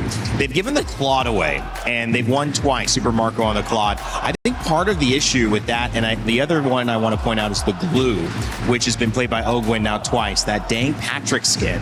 I know you want to buy it in game, but it is so annoying, I would imagine, to be playing against that and how effective he's been. I think those two characters have given too much freedom. I mean, they're able to disrupt, they're able to throw timings off, they're able to get in and out, and I feel like also they're now comfortable. And what I saw from Ogwen and Rinmar, what do you think about this? It just felt like the first couple games they were forced into a deeper roam pool that was less comfortable, and they were trying to see, what can we do? There's the high lows. Can we make it work? We can't. But now the Glue, I mean, do we have to go back to just banning out those roamers? Yeah, I think you're really going to have to consider it. And I think I'm going to double down again on the genius of that surprise Nolan by Falcons, forcing out suddenly an Akai ban, which Akai was an option, but not one of the best. That's sort of just like last on the list, break glass in case of emergency. But I think it's because they were already leaning towards the idea of the Suyo in their heads, which is why they decided to play it safe and ban out the Akai. I think if Yangon are going to be red side here, and I think they have to pick red, they just have to go all out. They have to revisit getting priority in the EXP lane. Get an Esmeralda for Ying, get a Claude right away. Yeah, this is where an amazing analyst comes into play, because you can look at the EXP lane, you could also look at the solo gold lane, but you can also look at the mid lane. And that's where Haji and Kaize have been having this matchup that's kind of playing bluff or call the bluff, where you have the Valentina but the Atlas doesn't show up, where you have the Eudora but it's not effective, where you see the Farsa come in but it doesn't control. Talk to me, Brig. How do you get this matchup? Do you focus on these two? Because so far it has leaned in these last 2 games towards Haji. I feel like Kaize, we saw how the advantage could really work in their favor, especially if him and Blink are able to just individually and together just really find the tempo, especially in the mid. But the fact that recently I feel like Blink has been forced to play more passive and reactive types of roamers compared to when he was on the likes of a Badang, who could just individually go in from creative angles and just let Kaize do his thing. I feel like that put a lot more pressure on Kaize in terms of positioning and keeping himself safe rather than trying to go in for the more aggressive plays as well. I think it goes hand in hand in a way, which is why Falcons, I'm amazed at how they've been able to handle and shut down these two, because it's not just them that have been struggling to at least manage the early, it's also Falcons dealing with Ying. So in the draft, in game execution, Falcons have seemed to address so much of what YG has brought to the table. Well, this is gonna do it. Best of 5 comes down to game 5. And Super Marco, they call him bulletproof. Renmar said he has sometimes a stoic look about him, but we could finally see him relax a little bit after tying it up. They've done enough to get back into the set, which is more after looking at a 2-0 deficit, you would even say was possible, but now they're back. And it means that this draft is everything. This draft could determine and will determine your first grand finalist at MSC. It's been a lot of trades. We've talked a lot about the coaching staff of Yangon Galacticos and what they've done in the first 2 games. Now it's time we put respect on the names of Coach Moody and Coach Vren, what they have been able to do in the draft to solve the problems that Yangon threw at them in the first 2 games, solving them in the last 2 as we go to a faded game number 5. Question is, which one of these 2 teams are going to show the decision early? The decision to go for a lineup that can end the game before 15 minutes, to go fast and win fast. I like the Arlet on Ying. I just feel like what has worked in this tournament, you've got Undying Ying, and you have to somehow get him back into a power position. You've just got to do something that's aggressive, something that he can take control over in the game, not die, cause disruption. Oh, they saved it up all the way until the end. Yeah. Fanny Herrera banned out. Will Falcons really leave the Marcel open?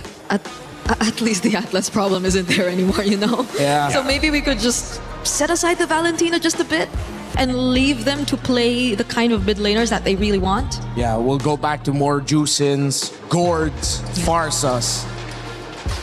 But what is the last band? The Freya's still there. Oh, the Freya's banned. So it's just the... It is the Marcel. The Marcel that's taken out. All right, Yangon. First pick is the Juicin. Juicin, excuse me. Juicin right away. That's a great call by Yangon. It's a deny on something that was comfortable on the side of Haji, and he just won last game with it. He might have played it 2 games in a row, and this is a takeaway as well from Sanji, who was great on the Claude in the earlier games of this set, but now Super Marco's won 2 in a row. I mean, you got to feel happy that he's on that character again.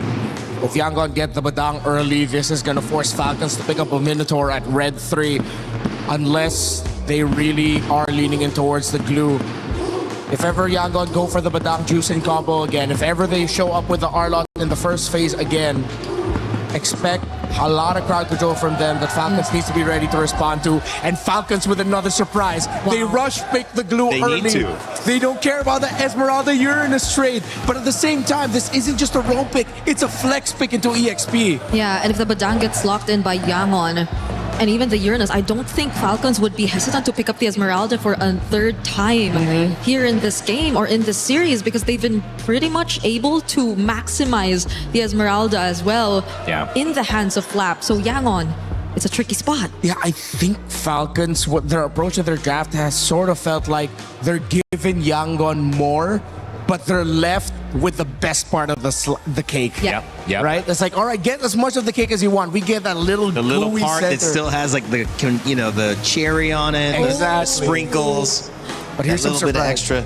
But this is actually really good by Yangon. Instead of going to the second phase, instead of leaning towards the aggressiveness for Han, they play again with the idea of control. They pick up the Guinevere and they get the Moskov.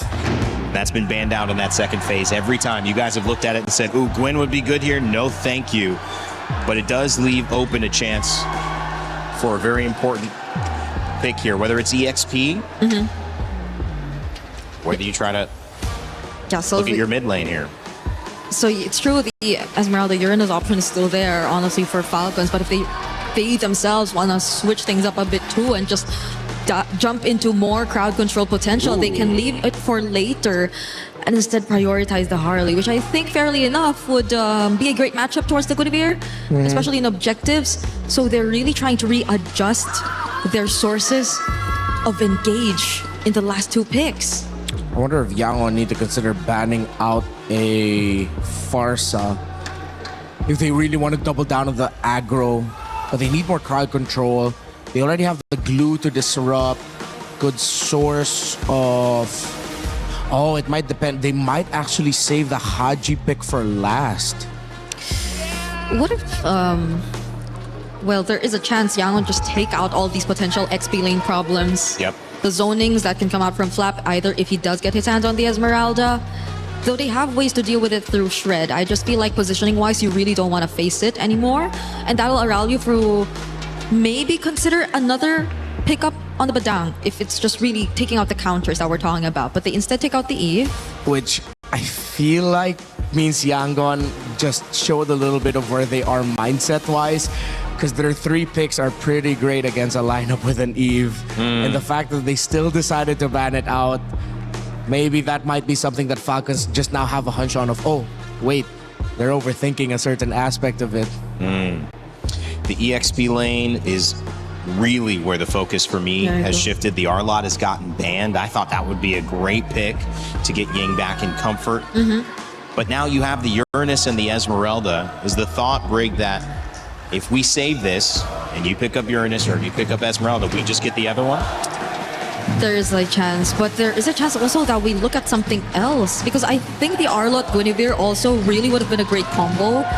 If Yangon are looking to just layer down, and taking out the Eve means they really want to go for a certain setup, right? Yeah, because if ever Falcon shows their mid laner now and pick up something like, I don't know, a Vexana, Yangon can go for a very aggressive EXP laner that can just break that formation. Zetian!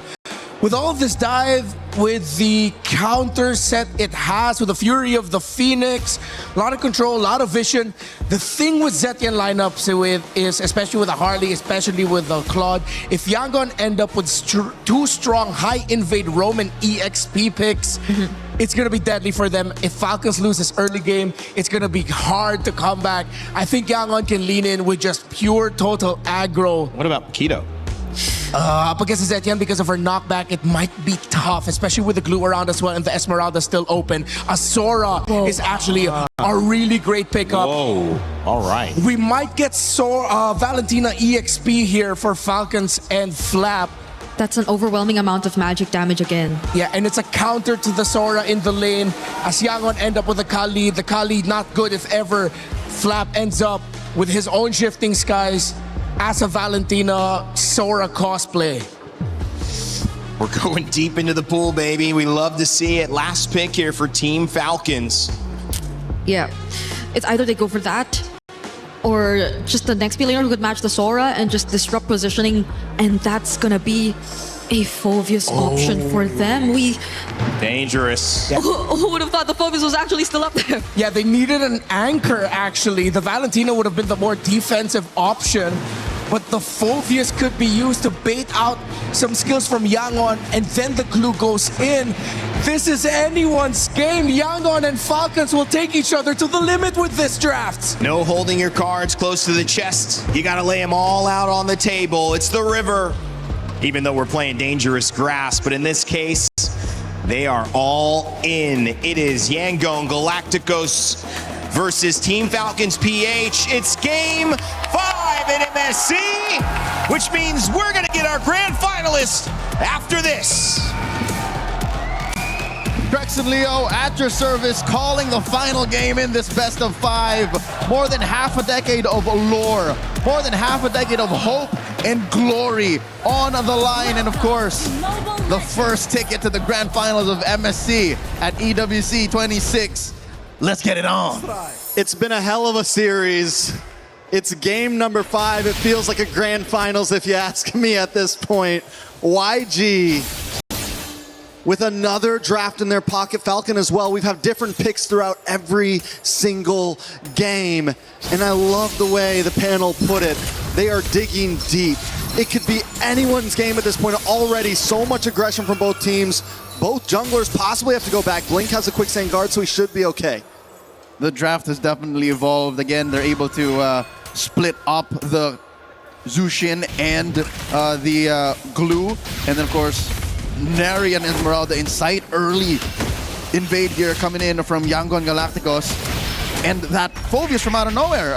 Again, multiple conversations I've had prior to this game starting amongst the community. Is Phoveus dead? And here at Red 5, possibly the most important game in this series, Phoveus comes up in the hands of the Filipino cannon. It has been, and also in this series, it's been a banned pick. It's been one that Falcon hasn't been able to get their hands off, and the one times that it is let through, it's not even picked up in the beginning. It's picked up at the end as a last thing in the Swiss Army knife for Falcons.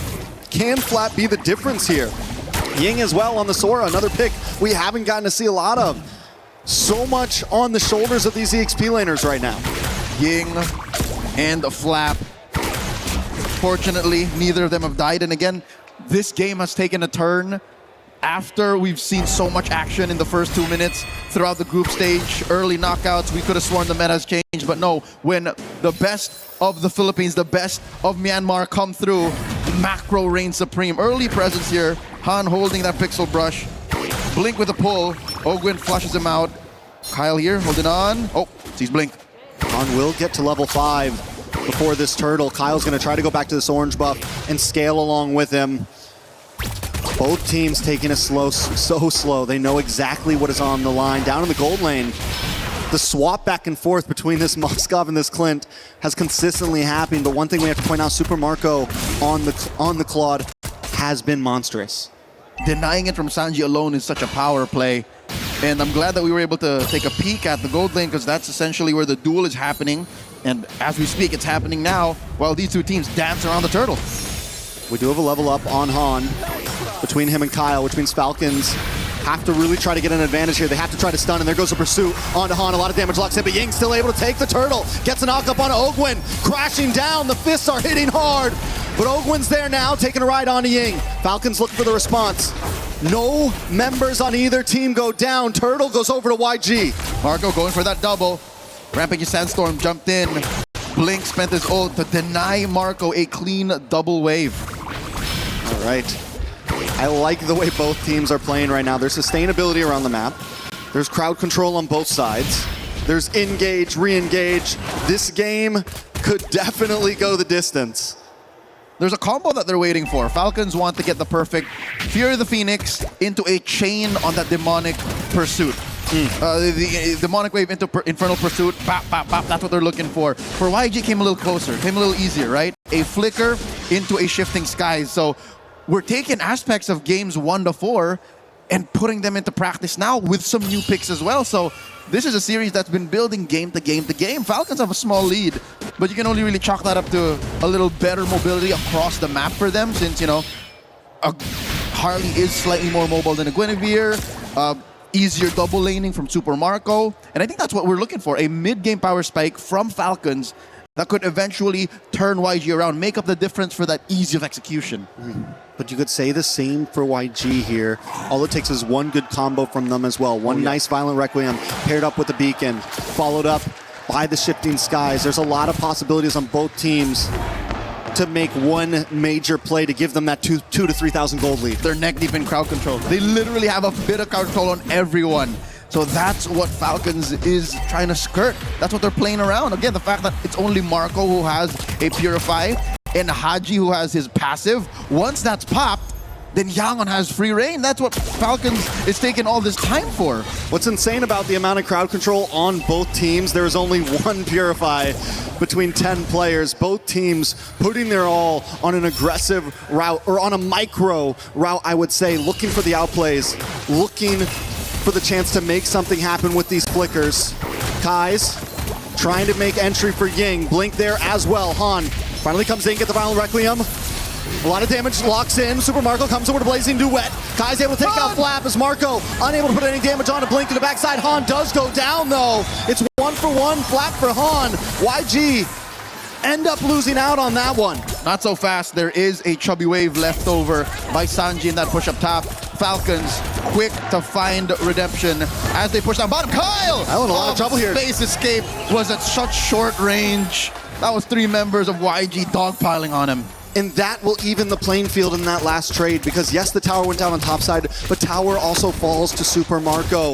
And if they didn't find a play there, YG could have taken a huge step back, but now Gold still sitting at a complete standstill. Structures at a complete standstill. Nothing comes for free. Yangon, Galacticos, and Falcons, believe it or not, are much more similar than one would like to admit. They are very macro-centric. Sure, good team fighting, great maneuvers, tactics on the map, but it has to make sense at the bottom line. When you look at that number at the end, how much do we get out of that? They have to have gotten their margins checked, and that's what that kill was on a Kyle. Kyle has to watch himself again. It's a death per jungler, Han and Kyle. The EXP lane, though, I think this is where the difference lies. Flap is a little more willing to sacrifice himself, while Ying is still the hero play. Ying still counts his shifting skies as if it was the game changer. It was the win. Ooh, nice steal by Sanji. Very well done. Both teams back to just letting their junglers do what they do best. YG, Han does take a camp up on the top side. He's holding a level ahead of Kyle right now, and it's kind of been the story. Even though he's on the Guinevere, he's been able to keep himself ahead in terms of juggling. It's with those little camp steals that he's taking. A little lizard here, a little bug on the top side. Anything to try to get the level advantage on the next objective. Which is something that Kyle has to watch out for, because more than just a cleanup, Kyle has to also keep up with the farm, which he hasn't been. He just reached level 10 now, while all this while Han was already level 11. So now in this final turtle, each of them a piece. We'll see how, with the Fury of the Phoenix, finally maybe Falcons can find that combo. Turtle down on 8. Ogwin jumps on Han. That might be the answer right there. Han unable to get it. Haji takes a turtle. Raging Sandstorm to the backside, but it's still not enough. Super Marco with a Blazing Duet. Ying goes down. Kai's on the run. It's a double kill for Kyle. Sanji takes a tower off map. And Falcons are capitalizing, but Sanji helps save the day, helps even the playing field by taking out Kyle as Falcons collapse onto Blink. Blink going for a ride. That's Ogwin hitching along. That's the flicker. Blink denied further damage by flickering back, and you know the saying, better flickerless than dead. And only if Falcons could have cut down their losses, which I can't blame. Again, Kyle is such a softie. Looking at this whole lineup, Kyle is the most vulnerable of them all. And the reason how this worked is the perfect synchronization of all of their ults. Look at that, all the greens gone. That is what Falcons is looking for. And the super delayed SOD. Sanji doesn't commit to it first. First he takes the tower, and then he SODs. Kyle thinks he's in the save, and up pops Sanji from the back. Final nanosecond is what it takes, and Sanji, yes, take away my Claude, but my Pocket Moskov is also pretty darn good. 1-0-1. Super Marco has maybe a little bit more in the bank, but Sanji, now he's taken the past 2 games to get used to it, and he's up 700. Look at that. So now I think Falcons, I don't know how they're going to do it, but they have to pay attention to Sanji. They have to find a way to put a beat on this Moskov. And I think, say what you will about the last time that they met here in this game, but I think it's got to be on Kyle. Kyle has to be on Sanji guard, because looking at the rest of the lineup, Ogwin's been dealing with a little too much. Ooh, another tower dropped low. YG make their way down bottom as Falcon try to break through, but they are in a little bit of a pincer here. They need to be careful on this engage. Super Marco able to get onto Sanji. Sanji gets knocked up. He tries to be my way, but they've all collapsed onto him. He will go down. Han unable to get the engage. Blink in the backside, use a quicksand guard, but Kyle's already onto him. It's too much damage. No flicker. Doesn't have the flicker. One more shot. He uses the conceal. Where is he going? There was a universe where it may be a 5 to 6% chance that Blink wasted more time, got away with it, because by jumping in, And without the blind space escape card trick, he would have gotten away. But alas, here we are now. 2 dudes down for Yangon Galacticos. Falcons blitzing the Lord. And there's just no way in. YG has finally given it up. Oh. All right, body block. Close. It was close. Good call, but I don't think Sanji would have pressed it anyways. He was going for the steal. And we've seen that before. Historically, we've seen that before. One more look at that sequence. I said it was Kyle who should be checking in on Sanji, but hey, 3 dudes work as well. You know, in that fight there, YG, I wanted to see him close the distance a little bit faster. I don't know if they felt like Sanji was a definite getaway or not, but in the end, losing Sanji there, then losing Blink, it was an easy Lord take, and finally we see a team get past the 1K gold mark in terms of a lead. Even with just the pick off on Sanji, I think that would have been a clean Lord take either way. That's how fast I think Falcons can move, and that's how good they are at recognizing this window of opportunity. Now they have a 2,000 gold lead. Haven't quite closed the gap between Sanji and Marco. Now about 200, 300 between these 2 gold laners. And they get a push up top. This is it. Falcons are in pole position. They're in the driver's seat. YG has to try to not lose any inhibitors here. It's a bad position if they do, especially with Lord coming down on bot side next. Lord finally taking out a couple more shots. Yahan able to take it. No Han on the bot side, pushing lane right now. Dang. YG gonna jump in. Ogun gets pulled back in. Super Marco with the blazing duet. A whole bunch of damage, but he doesn't get the final shot as Haji and Ogwin are caught under the tower. Sanji finally falls, but Haji will fall as well as Blink. But the quicksand guard still alive, does get CC'd and taken out. Kai's with a double kill. And look at Han on that bottom lane against the base. Ever seen a Guinevere pretend to be a Ling or a Fanny? That's what Han has done here. Falcons got punished hard inside. I don't think they're going to be able to push in. In comes Flap, Flicker, Dark Wave. Fight's happening. He should be fine. Magic. Han's okay. He's good. He's good. Han's okay. Turret did not fall. But that's as good as it gets for YG, all right? Inside their base, they get a good punish. Sure, they traded Sanji out for it, but they also get a push down bottom. And the gold difference is equalized as well. Yep, again, about 500, 1,000 between them, but just the same. Yangon Galacticos are about their wits. It's not like they lost their footing. It's not like they're panicking. And believe it or not, despite the free Lord, despite the free Lord, the map is at equilibrium. That's how good YG are at macro. Even in terms of tower health. Almost like down to the line. Down to the pixel. That is how equally matched Yangon Galacticos and Falcons are. Kaize picking up a Ice Queen 1 here should help with the spell vamp. Should be able to slow down the forward push of Team Falcons. Looking at the rest of their kit. All right, finally, Kyle is firing off on all cylinders. That's something to marvel at, despite the fact that he has a hard, 7-8 minutes that he had to play through. But Marco isn't on the board yet. No kills for this Claude just yet. And I think that's what he was looking for. That's why he was so gung-ho to go into the base. You know, it's been all eyes on Sanji, though, on this Moscow, but I think the real problem could start to be Kai's. 4-0-1. He's been untouchable. He's been putting out great damage. What is that, at least 2 or 3 stacks? Yeah. It's clean for him right now, and it's only going to get better and better as YG start to burst down or at least keep pace on this Lord. Super Marco wants to pull it to their side. The dance is on. So with the draft that they have, Falcons has a slight advantage on the Lord Dance. Claude, much like the Melissa, can do a singular Lord Dance blink here. Warning shots. Pew, pew. BMI forward. Might force a response out of blink here. Super Marco. Man-to-man mark. BMI back. He's back. How long does that BMI last? I feel like he was chasing him for a minute there. As long as the SOD could. And Shifting skies, finally Requiem, he catches Ogwin. Kai's gets the kill. Deadly Magic isn't going to be able to finish off Ying. Blink in the backside, able to pull Super Marco away as Kai's gets a double onto Flat. That was the target. That was the bait. And Super Marco wasn't there to help out the team. Now Kai's is on to the next one as Haji falls. Blink goes down. But it's still not enough. 4 members drop on the side of Falcons. Kaize is out of this world. Massive stacks gain. Falcons fans are at the end of their wits. A singular mistake, maybe a second too long, held inside a bush. A moment of hesitation leads to a 4-for-1 trade. Once again, you can split up the Ubi, but they find a way to collapse into you. Blink was such an amazing Raging Sandstorm to delay the engage from Super Marco. He catches Haji and Marco in that hit. What a bait. for what? The better part of a minute, Blink was conditioning Marco and maybe even the rest of Falcons saying, look, we're going to take it. All you got to do is grab it. It's right underneath their noses. And Falcons fell for it. Because of that, they're down 2K. They're in jeopardy to lose their bottom lane inhibitor. And that's 50 stacks, so 5 kills off of the original 2 before he built the Sky Piercer. This Zushin, I don't know how they're going to kill him.